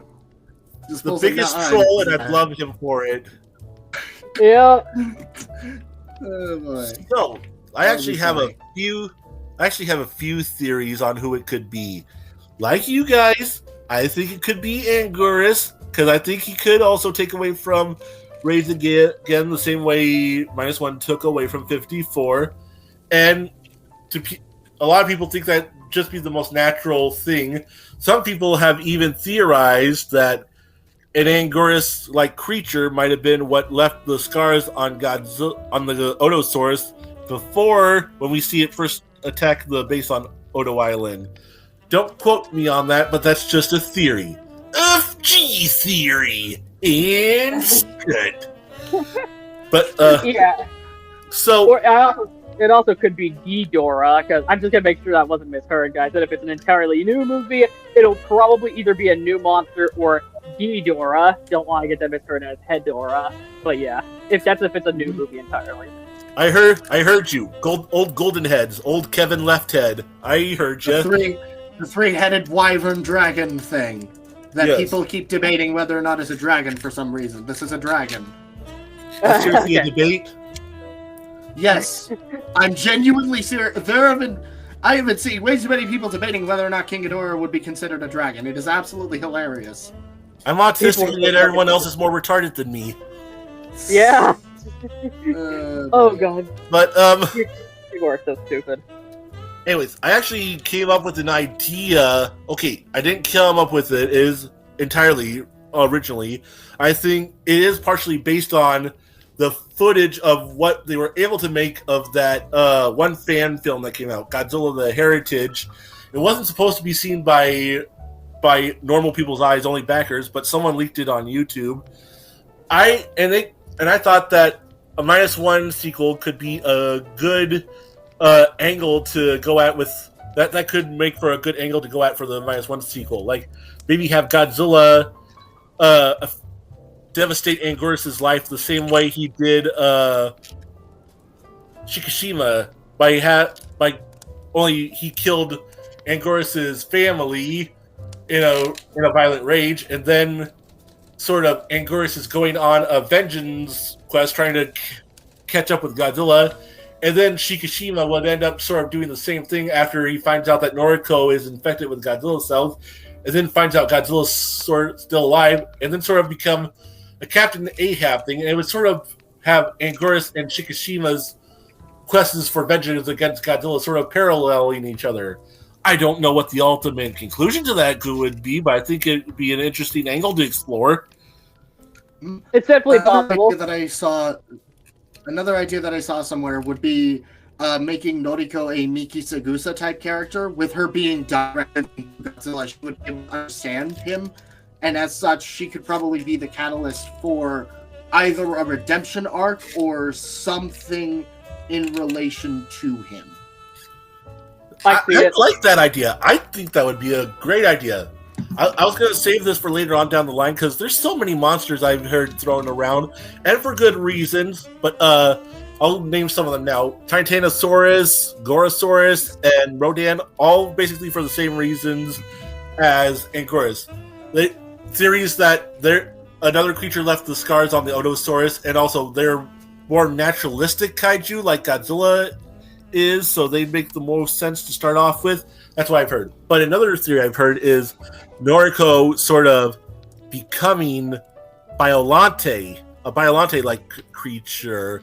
And I gotta tell you, I'm sort of into that idea, especially after seeing recently the Lost Utopia films, fan film, where they sort of did something like that. Basically, shout out to the people at Lost Utopia Films. They make wonderful Godzilla mockumentaries. And in their most recent one, they basically took the Lovecraftian implications of Biollante from the original movie and sort of brought them to their full conclusion in a very body horror-esque Lovecraftian Eldritch way that I really enjoyed. And I think I could easily see Yamazaki doing something kind of like that too. Maybe not as extreme as that short film, but something similar. You guys know what I'm talking about? Yeah. Yeah, I know it's Yeah, I can see where you're going with this. Mm-hmm. So, that's another one I've heard. Another one I've heard is Mothra for two reasons. One, because there were murmurings for a brief period of time on the internet that Toho was looking at possibly doing Mothra a -1 styled Mothra reboot that would be set in the same continuity as Godzilla -1, and also they feel it would just be a natural to get a pure-hearted, benevolent kaiju to take on the angry, vengeful, and thus evil by default Godzilla resurrected. Thoughts on that? I think it's definitely possible because, like, I know someone who has connections more than me, and I don't know if this is still being considered, but they were told by somebody at Bondi there was a possibility of they were talking about the possibility of a loose Mothra remake of the original. Also, Trevor just said in the Twitch chat, no wonder I didn't see it on YouTube. Yeah, I personally speaking, I would not like for them to use any of the Big Four, because I think other kaiju deserve the spotlight, and Mothra is already getting her own thing in the future, the IDW comic. Right. But Yamazaki using her in this manner, I think it could actually work. Mothra is not a difficult character to get wrong, though people have certain for some reason. It's the same idiot that is actually, no. Yeah, it's like she's not difficult to get wrong at all. So Yamazaki probably using her would definitely be a step up, and I think in terms of just a financial point, it would absolutely help with a lot of like reception to -1, because Mothra. There's a reason the Big Four are the Big Four. Right. I'll go with the next one I heard, King Ghidorah, only because well, he's Godzilla's arch enemy. Yes, he is. I know some people try to say Destroya. They're wrong. King Ghidorah is the leading arch enemy of Godzilla, followed closely behind by Mechagodzilla. You all can fucking fight me. I'll be waiting in the parking lot. But anyways, again, there's a reason why they're called the Big Four. Yes. A big component of why people consider King Ghidorah, besides the fact that he's Godzilla's leading arch enemy, is also the reason they were able to do -1, partially at least, as cheap as they did, because they reused some of the assets from the Godzilla ride that Yamazaki was in charge of putting together, at least effects-wise. They reused some of those assets for -1, so it would make sense if they reused some more assets to make a new -1-esque version of Ghidorah. Yeah, exactly. That's what I was thinking too, because that's one of the reasons -1 looks so good, is they were able to save on money by reusing certain assets, modifying some of the assets, and things of that nature. For sure. Minecraft World, your thoughts? My response to that, if it is based off of the ride, is please don't make it look like shit. I love the ride Ghidorah. By that I mean a worse version of the MonsterVerse design. I don't. Okay. It's just a worse version of the MonsterVerse design, which is my favorite version. I mean, to be fair, the -1 Goji is a better version of the ride Goji, so it's not too much. It's not too far out of the realm of possibility they could modify and improve the ride version of Ghidorah. Yeah. Yeah, fair. And then the last one I heard is Hedorah, for the reasons you've both discussed, is the fact that Takashi Yamazaki has made it no secret that he's a fan of Godzilla vs. Hedorah, despite the fact that it has a mixed reputation, we'll say, mostly here in the U.S. But So I could see him using Hedorah. Even though I would like for it to be Anguirus. I forgot to say this earlier. I don't think it will be. A lot of people have said that they don't think it will be Anguirus because when Anguirus has been brought up to Yamazaki in interviews, he sort of laughed it off, mostly because he can't believe that Anguirus is actually more popular than he thought it was because, well, Godzilla's best friend, enemy turned best friend.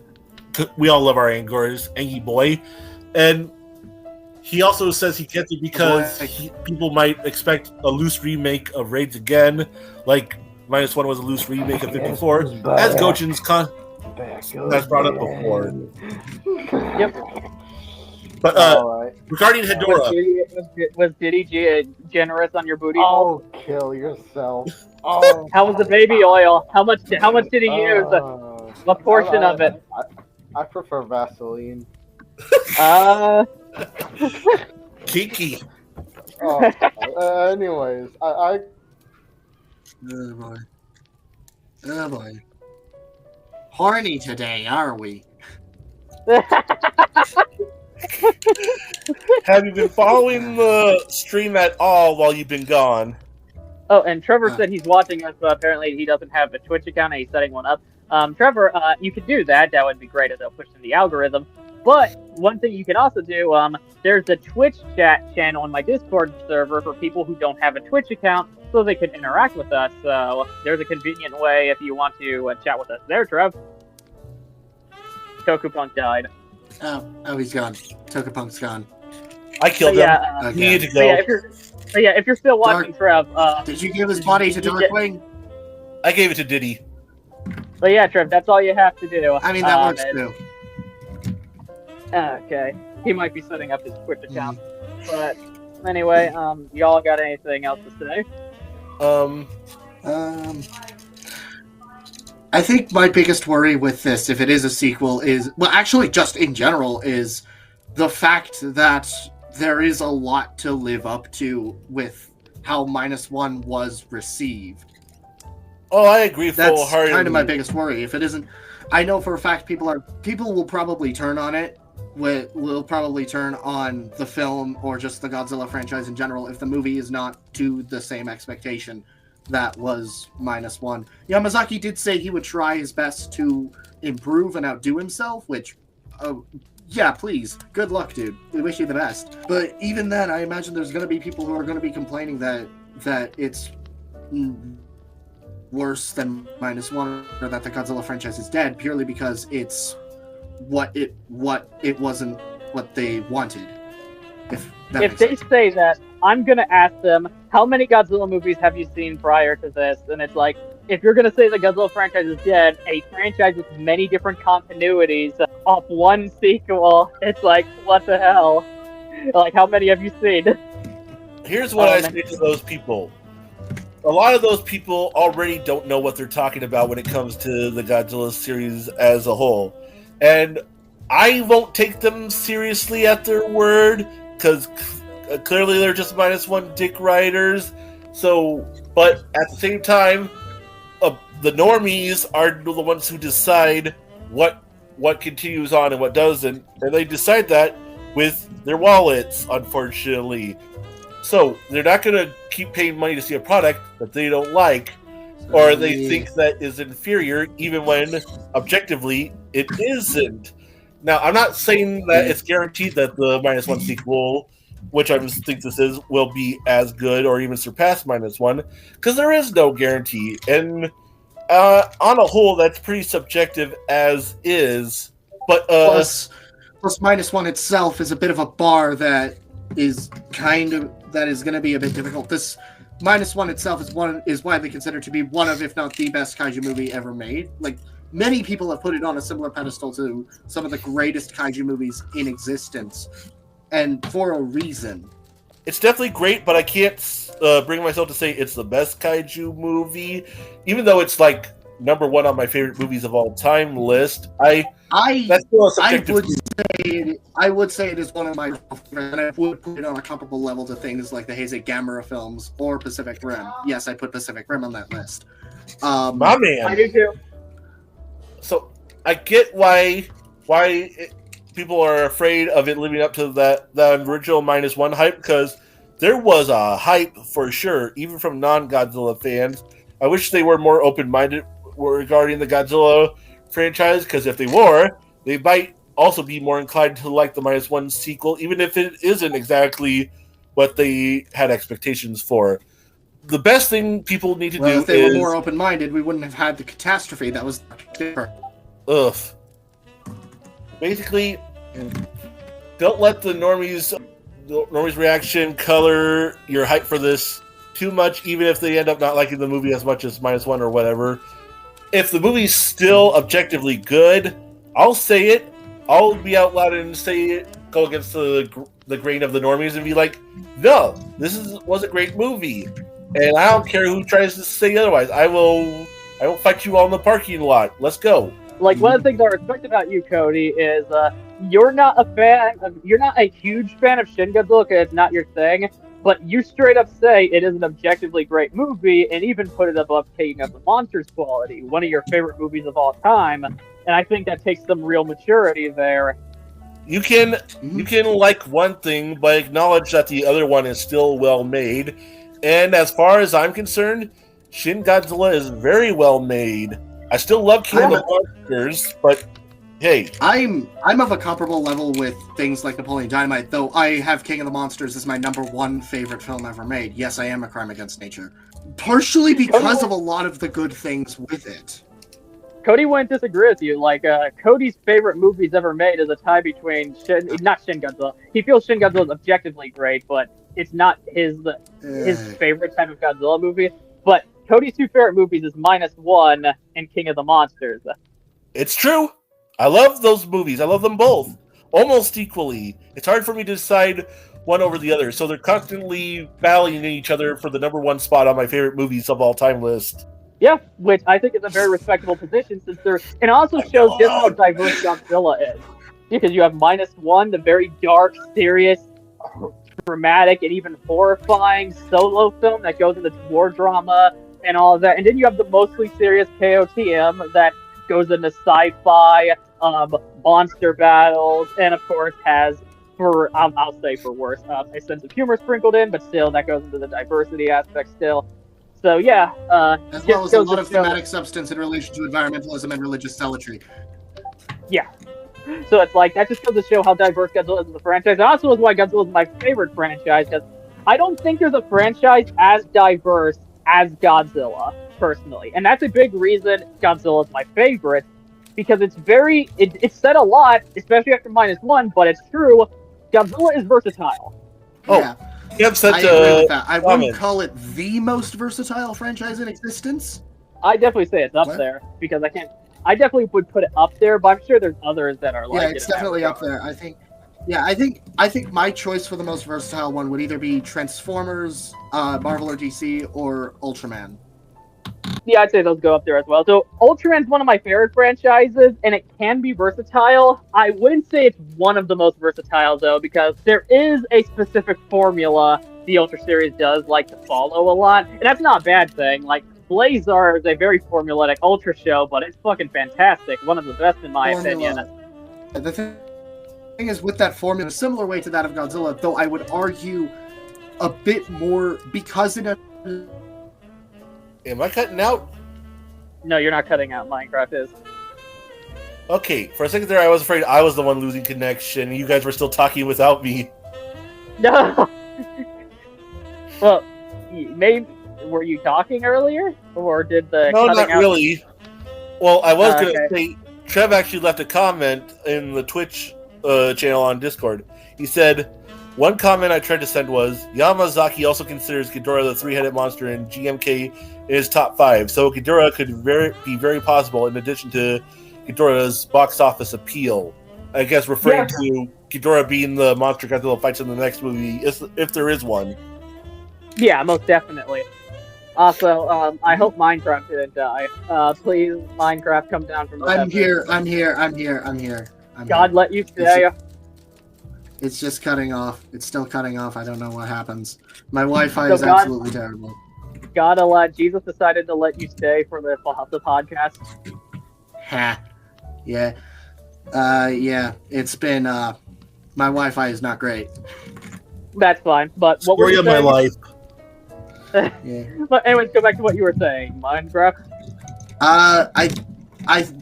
I can't really formulate my thoughts anymore with that. I think what I was saying. Where did I cut off at? You remember Cody? Because I have the memory of a fucking goldfish. I'm just here so I won't get fined. It's fine. It's fine. It's fine. Let's continue with the topic. I guess. Okay. Anyways, those were all the kaiju that I heard as most likely contenders to be in the next movie. There was one other that I remember mentioned at one point. Who dat? Space. What? Who's the other monster? Space Godzilla. I remember hearing rumors of Yamazaki saying that Space Godzilla was integral to the lore. I have no idea how valid those rumors are, but yeah. I mean, look at my profile pic. I think you have an idea what I would love my thoughts on that. Here's my thoughts about that. I would not be opposed. I would not be opposed to Space Godzilla showing up later on in the -1 universe, but I think it's far too early to include him in the universe at this time.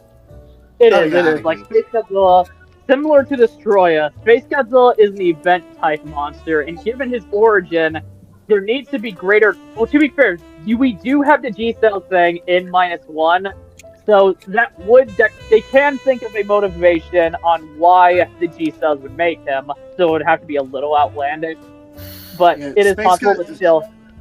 Space Godzilla as a character is such a hyper-specific origin that you kind of have to do a couple things to stay right. Yeah, exactly. That's why I think they should... It can work in a sequel since Godzilla cells already went everywhere, but still, he's a very, very important monster, similar to Destroya, where I don't think it would be the right decision to do him in the next movie. It'd be kind of like the fuck-up of including Doomsday and Batman vs. Superman Dawn of Justice. I can agree with that. It's also kind of why I don't want King Ghidorah to be in the sequel, even though there's rumors that he might, and there's good reason to think he might, but I consider him another event-type villain, and I think he should be saved as such. Having said that, though, Ghidorah could be the gateway to making Space Godzilla possible in the -1's universe, because in the original Heisei movie he was in, one of the theories was that Biollante traveled to the universe, out into the universe, or it was because from Godzilla's flesh attached to Mothra when she went out into the universe. So that same principle could be applied to Ghidorah retreating in the -1 sequel and then going out into the universe to herald the creation of Space Godzilla. Yeah, it would also bring in a more alien-like aspect to the character, and by establishing something like that, because Space Godzilla has a very outlandish origin where it requires a type of world building for him to be put into the lore, I think. For sure. Also, Trevor's here! Fuck yeah, that's my boy! Welcome aboard, our favorite Texan. Hey, Dad. Hello. Can y'all hear me okay? Absolutely. Yeah, we can hear you very well. Okay, good. Yeah. Technology has not been my friend this evening. It's nice having you. Hope y'all are Same doing here. good. Same here. It's been a while since we've had you on, but then again, it's also been a while since we've done one of these podcasts. Yeah, for some reason the StreamYard wasn't working at first, so I thought I had to go over to Twitch, and that wasn't working out, so I tried this link again, and thankfully it came up, so here I am.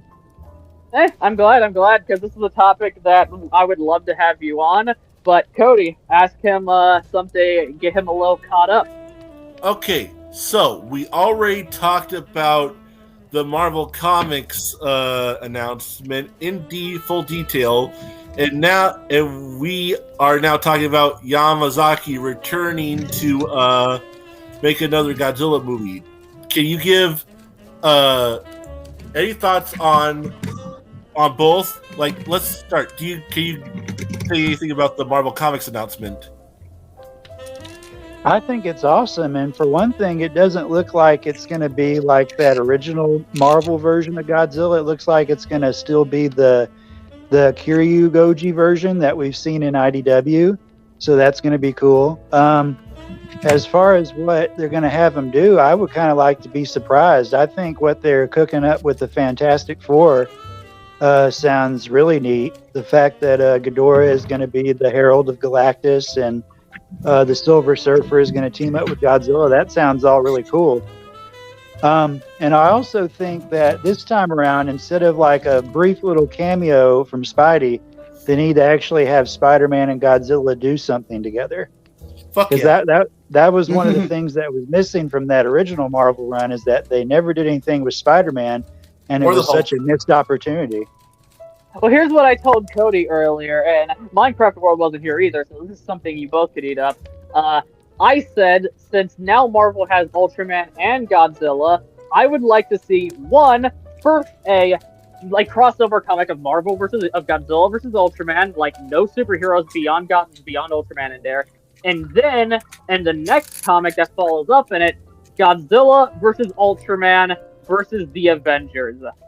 Oh yeah, for sure. Yeah. I mean, that seems like the most. That's like a no-brainer to me. I mean, they already did their big Ultraman crossover, so yeah, they should definitely do that. I mean, the world is their oyster, I would think, but maybe there might be some restrictions because of the way Tsuburaya is with things, but. I'm not entirely sure about that. They might play ball. Yeah, I think they will, because Tsuburaya isn't as bad as Toho. But yeah, I think it could very much work. Because here's the thing, they're already in the same universe. Granted, there's the Shin Japan Heroes universe, so Ultraman and Godzilla already existed in one universe together. But now in the Marvel universe, Godzilla and Ultraman both exist in that universe. Exactly. It's really, sorry, I didn't mean to cut anybody off. I've always heard that there's been kind of some contention when it comes to how the different studios in Japan operate in terms of how they want to cross things over. It's one reason why we've never got Gamera versus Godzilla, or at least we haven't yet. So I was feeling that they probably didn't want to mesh together. But if they're willing to play ball, they should definitely do it, in my opinion. Well, we already have a version of them playing ball together with the Giga Bash DLC packs, where they have one for Godzilla and now Ultraman, meaning that they can play Ultraman characters against Godzilla characters in a single video game together. Or not even that's just one of the more recent. Yeah, but Joey also brought up the good point that they have the Shin Heroes universe, and I mean that's already the proper step in the right direction. Yeah, exactly. Yeah, there was also a game, I think, back in the 1980s in Japan that crossed them over, like all companies together, because Gundam was there, Kamen Rider was there. It was crazy. I'll send you guys a video that goes over all of Godzilla's recent crossovers up to I think it was the Justice League one, that goes over that kind of thing. Because something funny about that is Trevor was saying these companies in Japan don't play ball together. That crossover you mentioned, they're literally playing soccer. Literally. Exactly. The iron. Exactly. So no, Trevor, they do play ball together. Yeah, literally. With those very few exceptions, which are really throwaway things, there used to be a whole lot of red tape. Granted, there still is, but you can argue we're living in a day and age where a lot of that red tape has already been cut in half for crossover. Correct. Mm-hmm. So, I guess it's just a matter of wait and see if they take advantage of the situation or not. Although, I still say they'd be fools not to. Yeah. Oh, definitely. But I mean, it wouldn't be the first time they were foolish about something. For sure, for sure. Like a lot of these companies, they think stuff that would make a lot of money is they turn it down, even though it would make a lot of money. It's literally a printer for money. Yeah, like they're making themselves not have money. It's like Toei taking down their Kamen Rider episodes after a bit, or Garo. Like Garo has an official YouTube channel. They were uploading the last airing Garo show with English subtitles. every time it aired, they take all the episodes down besides the first two after a while. That's fucking foolish. I mean, exactly. That's also or the same kinda- thing with the anniversary shorts for Yeah. Toho, for Godzilla. Yeah, or It's like keep those up. Kanekawa waiting 17 years to give us a rebirth. Yeah, exactly. They It's so waited weird. 17 years. Yeah, it's like people want to see this stuff. I mean, I guess you're trying to make it have some exclusivity, but you know, in terms like for the shorts, people pay for those. There was a Kickstarter and everything. Technically, some people did. So I figure they would have a right to see that. But it seems like they're kind of addressing that by offering those on Blu-ray next year. So at least that's happening. Right on, right on. Yeah. Mhm. Yeah, it does. Is there anything else you could say about the Marvel Godzilla thing?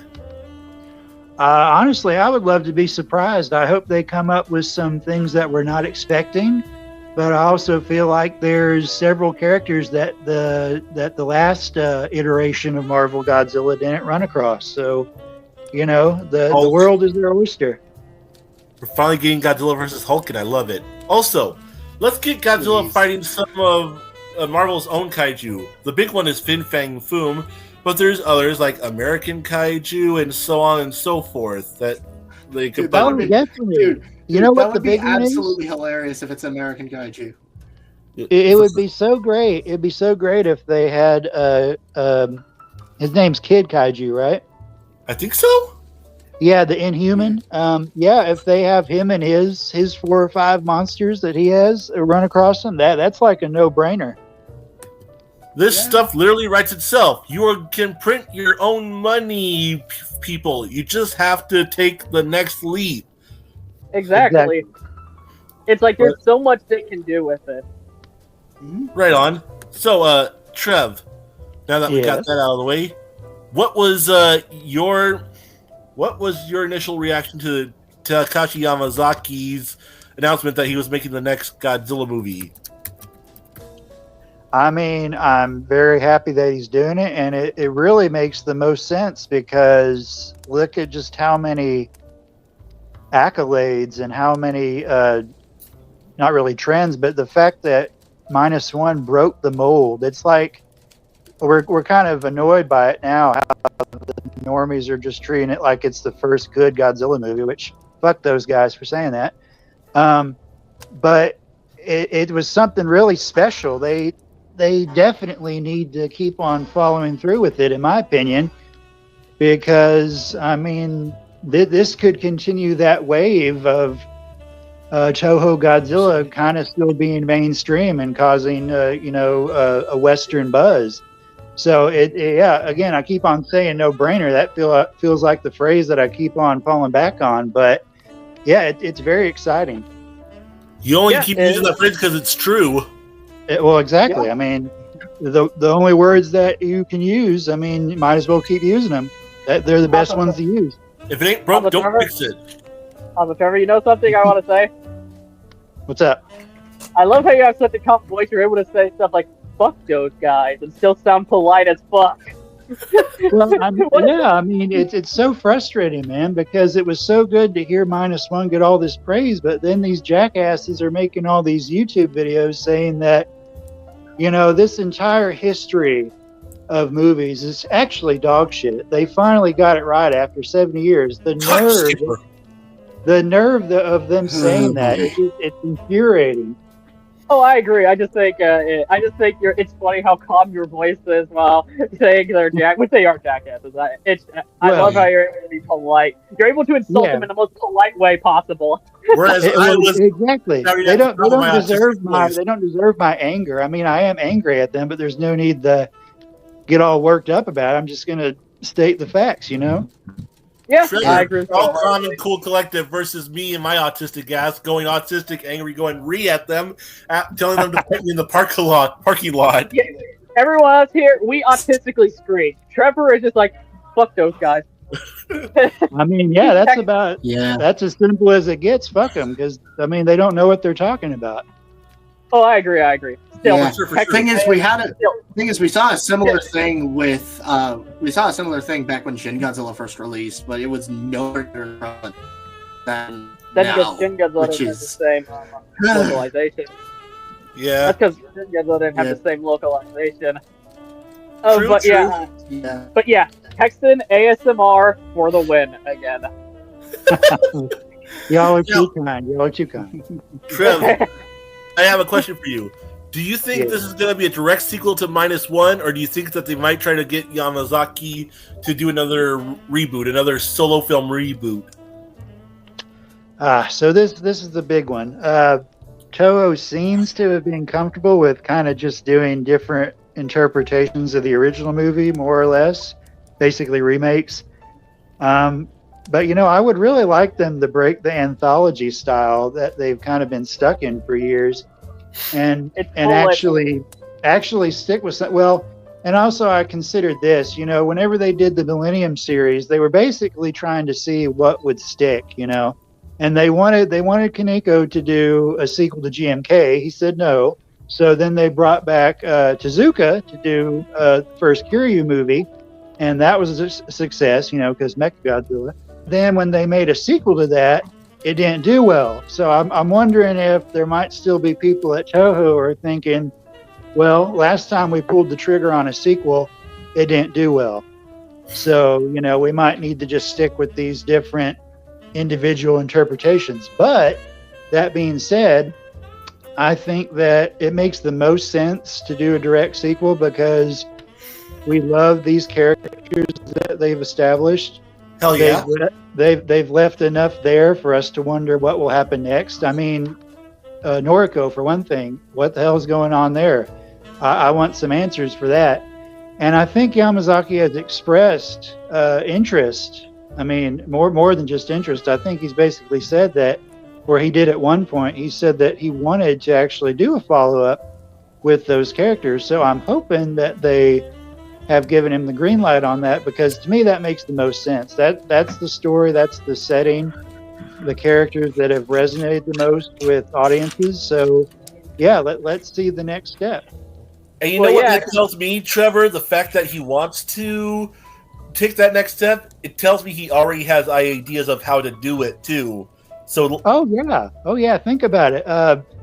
What's the name of the movie that his design first made a cameo in, or an appearance in? Always on Sunset 32? Always Sunset on 32. Yeah, that one. So yeah, that was like the very early stages of his ideal Godzilla design, and then he continued tweaking it in the ride, and then he finally unleashed it, so to speak, in -1. So given that, he probably has all kinds of ideas that he's been thinking of for years as a fan that he's wanted to put out there. So I definitely think the fact that he has something greenlit, I actually think that he's more far along than we actually realize. That could be. Yeah, like I said, I think the fact that Godzilla in Japan had reached the highest grossing films of all time list twice in a row, a long time dominating the Japanese Academy Awards twice in a row, I think that shows how powerful Godzilla is. And just imagine if you do a sequel to one of those hard-hitting Godzilla films. What'd you say, Minecraft? Okay. What? Trev, you know what I like? The fact that you're saying all the stuff that I was saying, but in a far less autistic way. Yeah, y'all are being way too kind. I mean, y'all are doing fine. Trump's the man of reason here. But yeah, I mean, to me, it makes the most sense. It's like, sure, they can try to do a third round of, here's a fresh take on, Godzilla comes out of the sea and we got to stop him. Please no. But I think they're pressing their luck the more they do that, because eventually people are going to say, we've seen this twice before, and those were both great movies. But can we progress with one of them? Because they kind of denied Shin that, even though Anno and Higuchi basically had a trilogy with their 3 Shin movies, and I'm fine with that. But to me, -1 even, it went through the stratosphere. So to me, it makes sense to pick this one as what they continue to build upon. Yeah, exactly. Now, Yeah, exactly. Here's my next question for you, Trev. If there's another, if there is a when Takashi Yamazaki does make this, if it's a sequel or not, do you think he'll be pushing to have another monster in it that Godzilla can fight? Oh, definitely, because he even alluded to that. He said to him it would be a real challenge to continue to do what he did with -1 in terms of characters and like the level of suspense and everything, the level of investment. It'd be a real challenge to do that and apply it to the kaiju versus formula, because if you think about it, in the past, I mean, we as fans, we love all these movies to various degrees, but I think we can all admit that whenever they start bringing in other monsters, the impact kind of starts to wane a little bit. It starts to be a bit more, more entertaining than it is like it has a subtext or anything like that, which isn't to say that the versus movies don't have subtext. There's plenty of examples, but he considers it a challenge to do what he did with -1, but also throw another monster into the mix. So he feels like the kind of filmmaker who wants to challenge himself, because that's what keeps it fresh and different. Yeah, he is. As someone I've seen only a few of his movies, I'm already a big fan, and all of his work has been super good. Like I said, you can still see the idea someday. Yeah. Okay, now here's my question to you, Trev.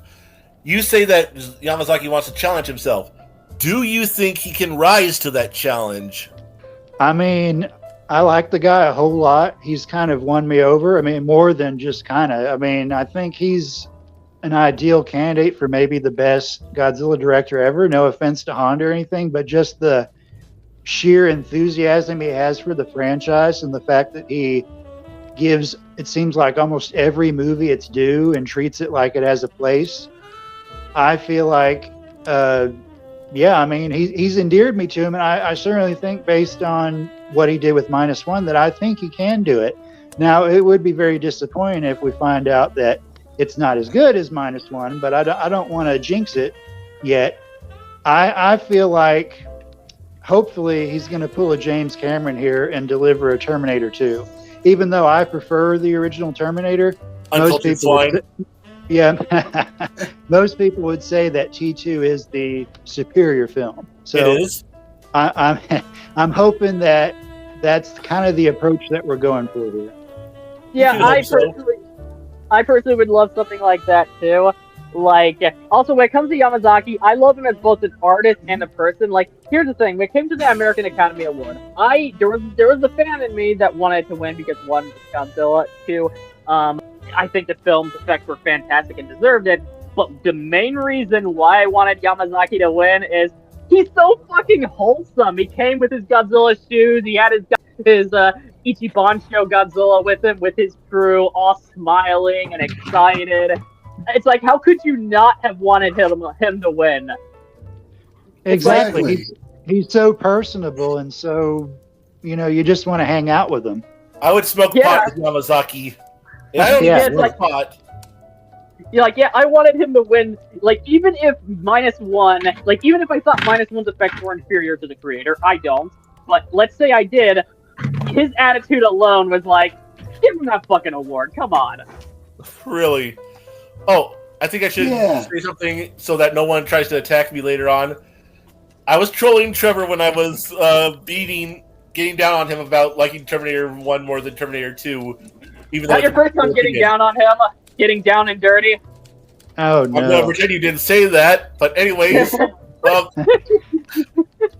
I was just trolling him. Like what you like, you're entitled to your own opinions. Trevor's my homie for life, and I would take a bullet for him, and I would totally buy pot for him. Oh yeah, for anybody listening, this is a frequent back and forth between us, so there's no bad blood. No bad blood. Yeah, like, we're all very close buddies, especially. I have similar dynamics with some of my friends, so yeah. And you're new to the crew, but like you're new to the crew, but you're also pretty cool. Yeah, I've been on multiple podcasts of a similar type to this. Now, I have one more question for you, Trevor. Yes. We've already went over whether or not there's going to be a monster in the movie. Now, who do you want it to be? You know what? So, Ghidorah, I mentioned a comment and y'all read it off. To me, that feels like that might be something that he'll do, but at the same time, it's kind of expected. And he's already mentioned Hedorah, which is a really fascinating concept, especially if he puts that character into a period setting, because whenever Hedorah appeared the last time, aside from Final Wars, it was a contemporary setting. What was going on in that film was very contemporary and of the time. So it'd be very interesting to see how that creature, that kaiju, would be put into, say, maybe the 50s, or I don't know if Yamazaki's going to jump even further into the 60s. That might be too much of a time jump. I mentioned that because the ride actually takes place in the 60s, and I think it would be a very interesting comparison with where -1 was. And if we jump 20 years ahead, we see how much the culture has changed and what's going on and how the relationship with the world is.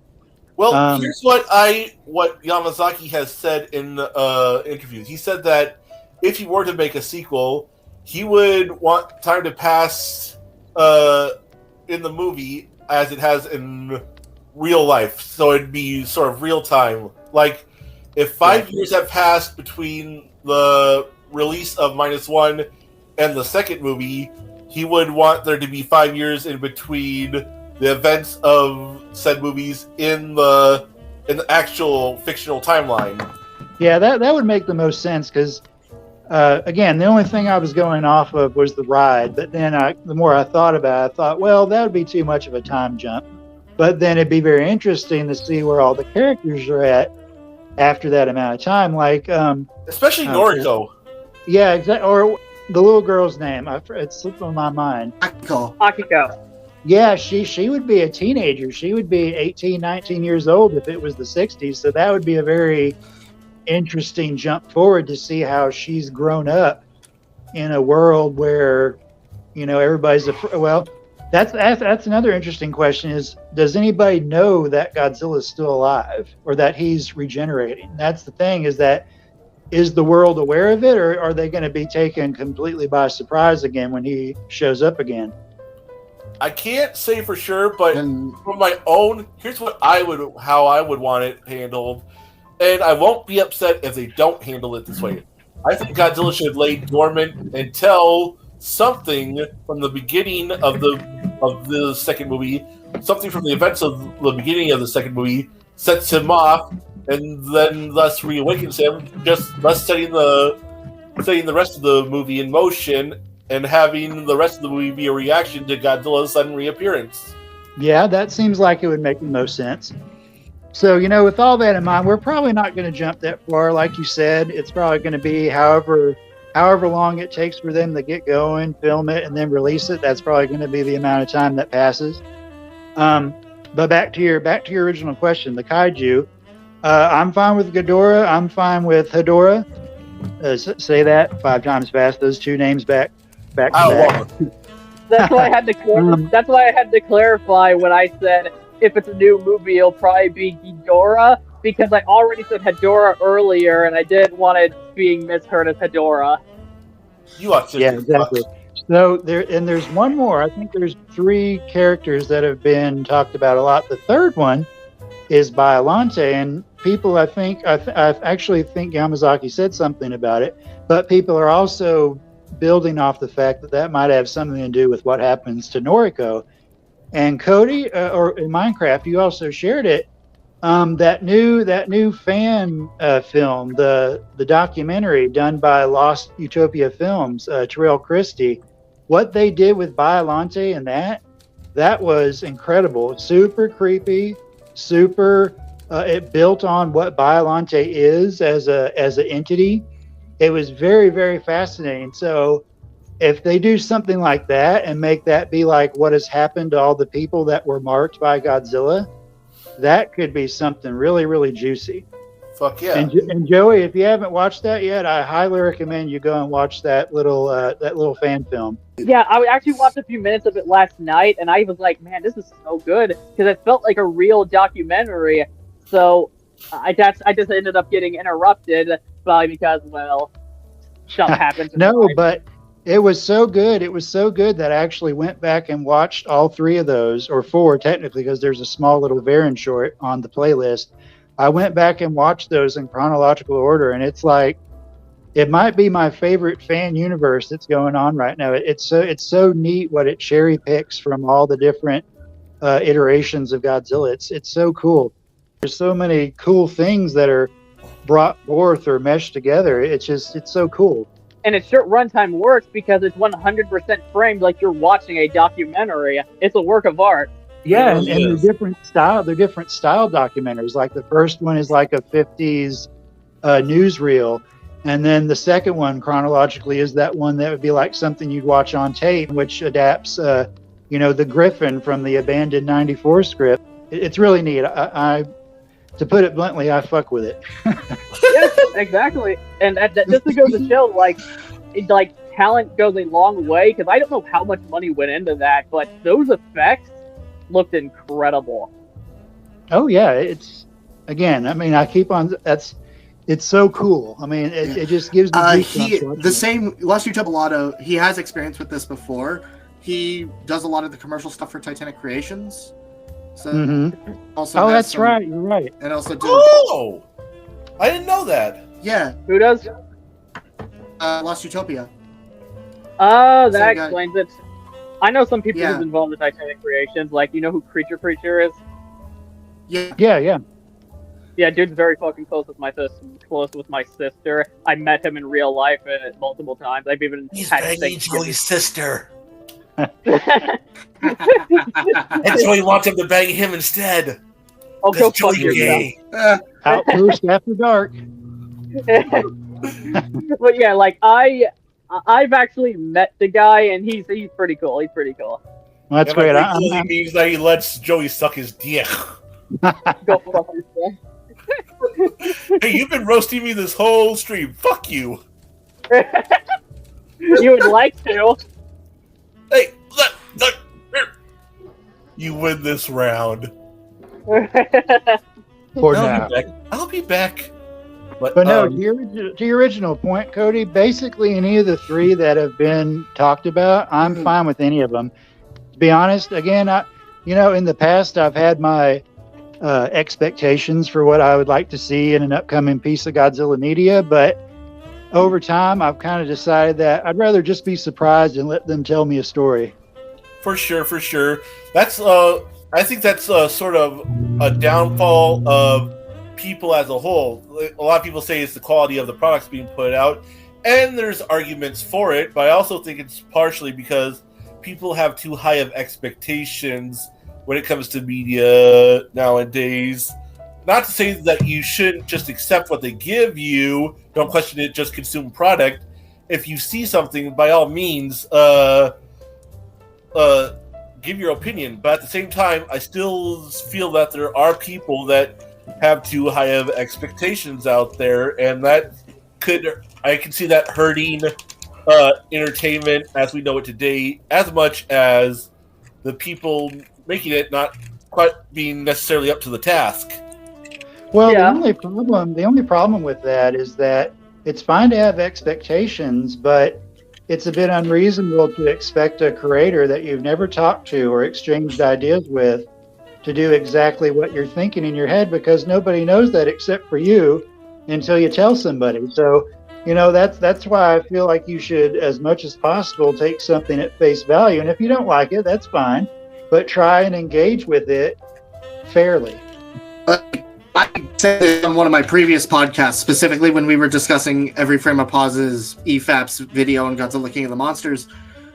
The mindset of going into something and already having the thought of, oh, this is bad, or this is good, blah, blah, blah, blah, and actually trying to engage with it on some level is one of my least favorite mindsets when it comes to media criticism, and is a genuinely damaging aspect when it comes to discussing film taste and why a film works or doesn't.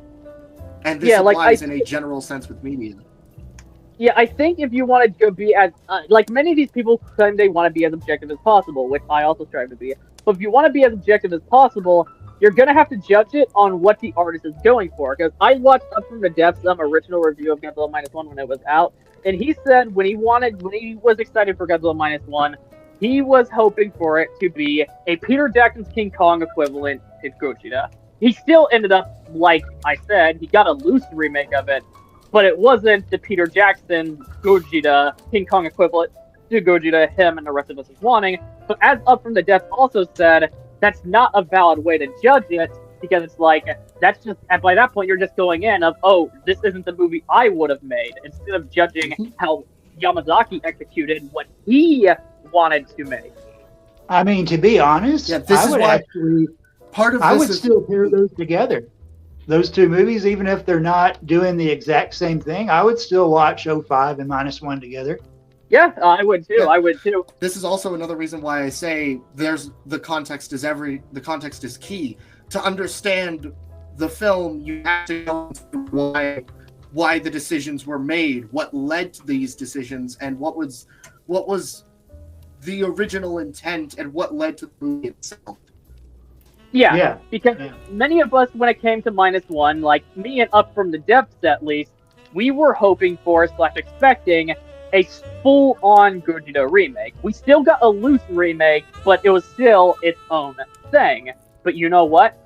After seeing Minus One, I wouldn't have it any other way, because what we got was fucking incredible. Yeah, and you know what's interesting is that there never really has been a direct Godzilla remake. Any of the movies that are technically a remake, 98, Shin, Minus One, they all have their own unique characters that are different from the original, even though they're telling the same core story of a big reptilian creature coming out of the sea that they have to find a way to stop. I mean, that's the remake part of it. Other than that, all the films have their own original identity, and to be honest, that's really what remakes probably should be. If you think about it, you should take like the basic skeleton of something and then spin a whole new entity out of it. Yeah, first thing we got was Godzilla 98, which was the vision of what if Gojira in 1954 came out in 90s America instead, which obviously changed it a lot, but when you're analyzing it, you could really see the original Godzilla's DNA in there, especially with the first half. And then you have Shin Godzilla, which is more similar since it was still going with Japanese mythology, Japanese politics, and all that stuff. It went in with the what if Gojira came out in modern Japan. Then Minus One came, like those two were reimaginings. And then Minus One came and gave us a loose remake that went back into post-war Japan, went back tackling anti-war themes, went back being anti-nukes, and went back with the more personal, dramatic story, while still having new characters, tackling more themes that the original didn't have, while also being very different with the beats from the original it does follow. To be honest, all three reterms, reimagining, reboot, and remake, they should work in tandem with each other, because you are rebooting something, you're giving it new life, you're reimagining it so that it can apply to a new generation or new, new generation, new world concepts, etc. And in the process, when you're doing those things, you are still remaking it. You're just not doing it shot for shot, because to a certain degree, that's kind of pointless, because then you really are just making the same movie again. And most of the time that doesn't work out. That's the thing with the Sicko remake. Bro, I've been saying this for so fucking long. For some reason, everyone wants video game remakes to be like this. People would be like, oh, the Resident Evil remakes aren't real remakes because they do their own turns on certain plot points. When it's like, bruh, that's what a remake should be. I don't like when certain games try to be one for one the same game, because by that point, it's trying to replace the original. Why do you think so many people are all up in arms about the Disney remakes? The problem with those is that they are pretty much verging on shot for shot, but they really don't have the soul of the original animated movies. And I mean, they look cool. I mean, I'm not opposed to the idea of a live action version of those animated movies, but the way they're doing it, it doesn't have any heart to it, at least in my opinion. I agree. Now, I'm not I don't even like to Disney movies. Shut up, Gojin. Well, I'm talking about remakes in general. This is a general principle I follow, is I don't like remakes that are just shot for shot the same thing, doesn't have the same art, soul, and vision, and it's there to replace it. While old Disney movies are not my thing, besides The Lion King and a few others, I acknowledge their objective value, and I do not want them being replaced. Well, and see, that's the thing that most people who are up in arms about remakes seem to think, is that they think the remake is going to replace the original. And most of the time, that's not the case. If anything, the remake, the reboot, the reimagining, whatever you want to call it at any given time, hopefully that will not only get people interested in the concept again, they'll want to seek out the history of said concept and realize, oh, there's other versions of this. And if they resonate with the base concept enough, they might just like any version of the story and not just the one they were first exposed to. Oh, I agree with that. I just take issue with, like shot-for-shot remakes is what we were talking about. Stuff that tries to be the exact same thing, but, oh, this looks more new, this has new actors in it, and things like that. And about the video games, I think there's some people who do want to experience the same game again, and that would be a remastering where they're just basically updating the graphics and everything. But they don't necessarily need to recreate the game, like with new voice actors and etc. Yeah, like I seen someone in the comments of the Thing remaster trailer, and they were like, "Oh, why are you remastering this? Just remake it instead." It's like, you can remake it, but can we get a preservation of that original first? Exactly. But yeah, I'm not against full-on remakes. Like, for example, I think Peter Jackson's King Kong did a great job of being a full-on remake because it's faithful to the original, it follows a lot of the beats, but it also expands upon it, and of course, it also takes its own twist on some of the beats and some of the original characters. Like, for example, Jack is different.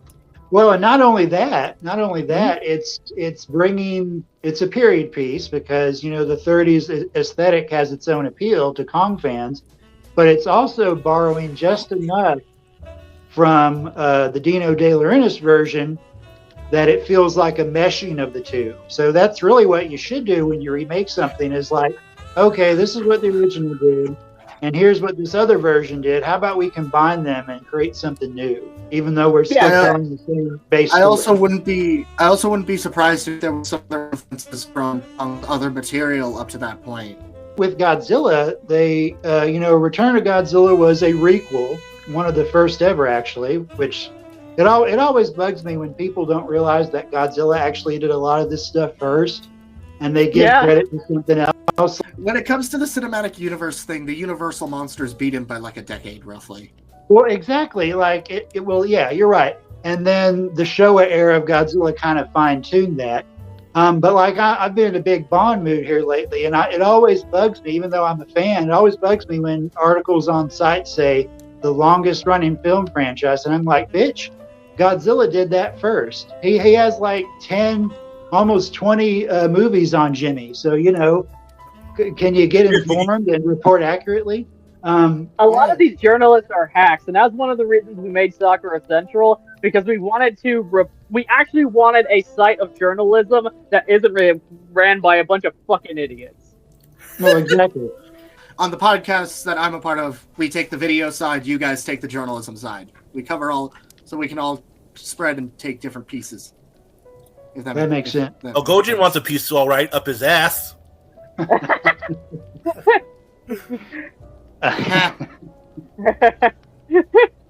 But no, anyway, about what I was going to branch off from Return of Godzilla, Joey's brought this up before, is that Shin Godzilla has a lot of Return of Godzilla in it.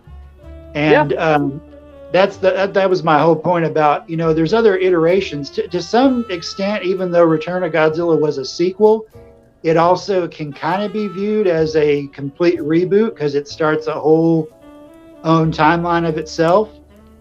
So going off of that, basically any later versions, basically any version except for 2014, which is basically a Showa movie given an American upgrade.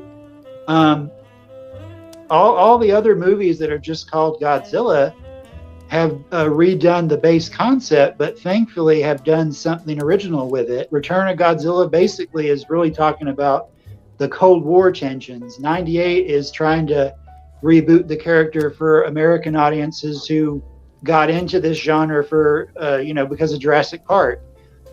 Shin's doing it as a commentary on Fukushima.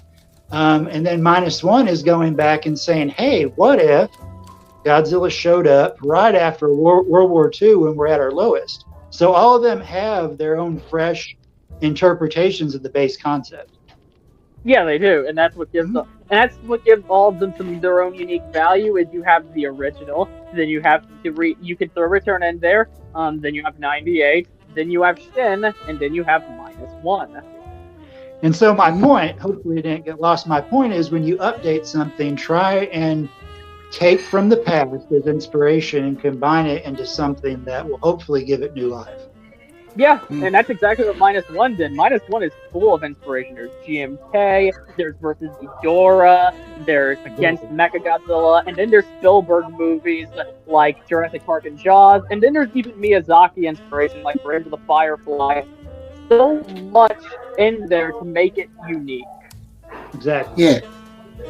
Trevor, is there anything else you want to add to the news about Yamazaki coming in to do another Godzilla movie? Anything else you can think of to say?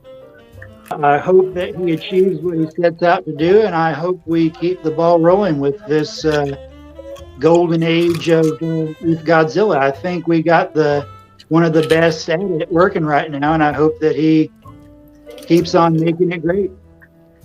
For sure. Anyone want to respond or possibly elaborate, expand on what Trev just said? Anybody? No, I think he put it succinctly. Gojin, what about you? I'm good. I basically said everything that I had on my mind. Yeah, I basically did the same, so I think we're done. Yeah, I need to fill myself with caffeine to be able to formulate any more thoughts. Caffeine is What it's saying is that he's about to crash. Yes. Yes. Okay, then. I feel so bad. I feel like I'm stepping on Gojin's toes trying to play moderator. I'm sorry, Gojin. No, it's perfectly fine. Thank you. Does anyone have anything they want to promote before we call it a night? I would like to do some promotion real fast. Go right ahead. So you can find me on YouTube at Minecraft World 1954. That's my @ or just Minecraft World, where I post kaiju related content. Now kaiju related content, as well as Instagram and Kara, where I post artworks and concepts for a Greek mythology inspired kaiju story that I'm working on, and a Godzilla AU that I've been working on, and then Blue Sky, where I post stuff. And for videos, the big one, I'm hoping to get with non-Godzilla kaiju related video essays. The first one being Project Nemesis. So yeah, that's pretty much it. Right on. Trevor, you got anything you want to pimp out? Right now, I'm just a bloke on the internet. So. Oh wait, sorry. I have something I need to add. Go also subscribe to Sea Monster Live, one of the podcasts that Sea Monster Essays, who runs one of the podcasts that I am a part of. Once he gets to 300 subs, we're going to cover the Little Platoons video on GXK, which is straight up one of the worst video essays on Godzilla on this platform. Jesus Christ. Well then, I think I should let Gojin go last on the promotion, seeing as how this is his channel, and I need to stop acting like I'm the one in charge, and I feel so bad about that. I am sorry. Hey, No, Cody, no. don't feel bad. You're basically the co-captain at this point. Yeah, he's on the podcast the most. Plus, he's the one with the computer here. There's only so much I can do on a mobile device. Even though my audio, I think, sounds better. What do you got? What do you think in particular, Trevor? Because you've been on the podcast the most. Besides, I think you sound great. Thank you. I figured, because this is an expensive fucking phone. But despite the better audio than the computer, I can't screen share. I can only accept other people's screen shares. Right on. Really complicated. I gotta promote, like, subscribe to me on YouTube. Well, let's be honest, all the viewers here are fucking subscribed to me on YouTube. The few people who came here are coming from my YouTube channel or my Discord server, but there will be a VOD, a edited version of the VOD with some visual representation of what I talk about, with also less dead air. This will be there, but if you're not subscribed to my YouTube channel and you just somehow came by this on Twitch, subscribe to me there. Add images of gay porn. It's where I'm most at is the YouTube channel. I even stream more on there. Like, this is literally my first stream on Twitch in 2 years, but because I wanted to do some more edited streams for YouTube on big stuff like this. But subscribe to me on YouTube, and if you're watching the VOD, subscribe to me on Twitch if you want to see some more live podcasts. Also check us out on SAKURA Central, a place dedicated to primarily Asian media, and check out the Instagram, the Facebook, and of course the website. Right on. For me, my biggest thing is in October of this year, I published my first full-length novel, a fully original material.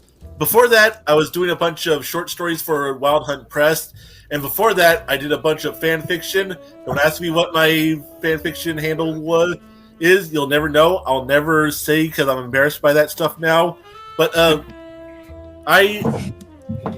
fact that I was able to put out a novel this year, it's sort of life-changing for me. It means the world to me, and I think it's the best thing I've ever done, but that's not for me to decide. That's for the reading audience to decide. So if you want to, feel free to go to Amazon.com and look up Zernasia, Rise of the Guardian. It is the first book in what's a planned series of 10 Zernasia books plus spin-offs, some of which will tie directly back into the series, and some that will just be their own thing. Joey, Gojin, could you accept my screen share, please? Oh, I can. Sorry about that. Like, I didn't get the notification for some reason. There's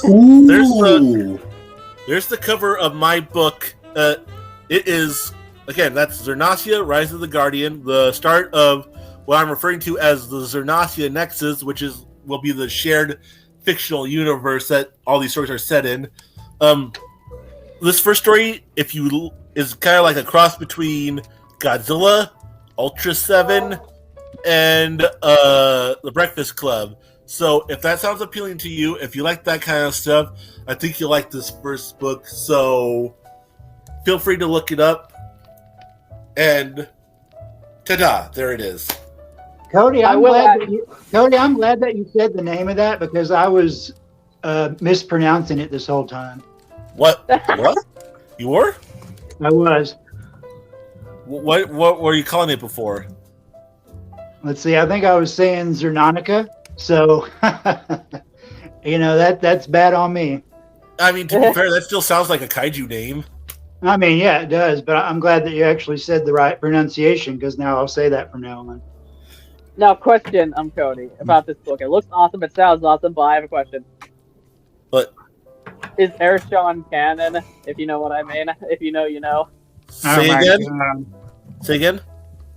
Is Ershon canon in this story? Oh, no. Of course. It's in every canon, of course. Since we're the only three who believe in it. Yeah. You can say there's no such thing as Ershon, but Joey, me, and Trevor, we believe. Joey, damn you for doing that because I hummed that, and I'm hoping that nobody will pick up on it because then I'll have to explain it, and I don't want to do it. I sincerely hope they do. I hope they do. That'll be the funniest shit ever. It was so catchy. Especially with them hearing, Keyshawn got molested by a reindeer. But you know what? To be honest, we can attribute the catchiness to Twisted Sister, so there's that. Fuck yeah. Dee Snider and the boys made that shit good. Hell yeah. Twisted Sister for life. Someone in my comment section was said, I listened to all the Twisted Sister songs, and I was so confused. It's like, if you know, you know, boy. If you know, you know. Which is funny, like, here's the thing, this is technically a small amount of views, but that has over 500 views, which, when you think about a song that's made as an inside joke, mainly, that's pretty good. That's damn good. You know what? People are looking for all kinds of shit out there, and I guess that gave them their fix. Yep. But anyway, unless there's anything else to say, what you guys have to say before we head out? Gojin, thank you for continuing to have us on the podcast. It's always fun. It's a shame that Toku Punk couldn't figure his shit out, and it's also a shame that Minecraft had to leave like he did, but, you know, them's the breaks. I'm so glad I got to talk to you guys about this stuff. It's been so fun. I'm so excited. This is a great time to be a Godzilla fan, kaiju fan in general, any sort of media like that. And getting to sit here and talk about it all with you guys, it's meant the world to me. Agreed. Like, you guys are some of my best friends. That's why you're literally both admins of the server. So it's like, it's always a pleasure to have you guys on. I mean, I agree. I mean, you took the words right out of my mouth, Cody, and I wish I'd been able to hop on sooner, but, you know, sometimes you got to wait for the right opportunity. Hey, just the fact that you managed to get in here and get your thoughts in as good as you did, I'm impressed. Yeah, plus, if you want to see what you missed, there will be an edited version on YouTube that's more polished, that haircut, all that stuff. But yeah, anyway, that was it for this episode. Thank you all for watching. This is Gojin the Makai Phantom, leaving the building. Stay awesome, people. Bye-bye.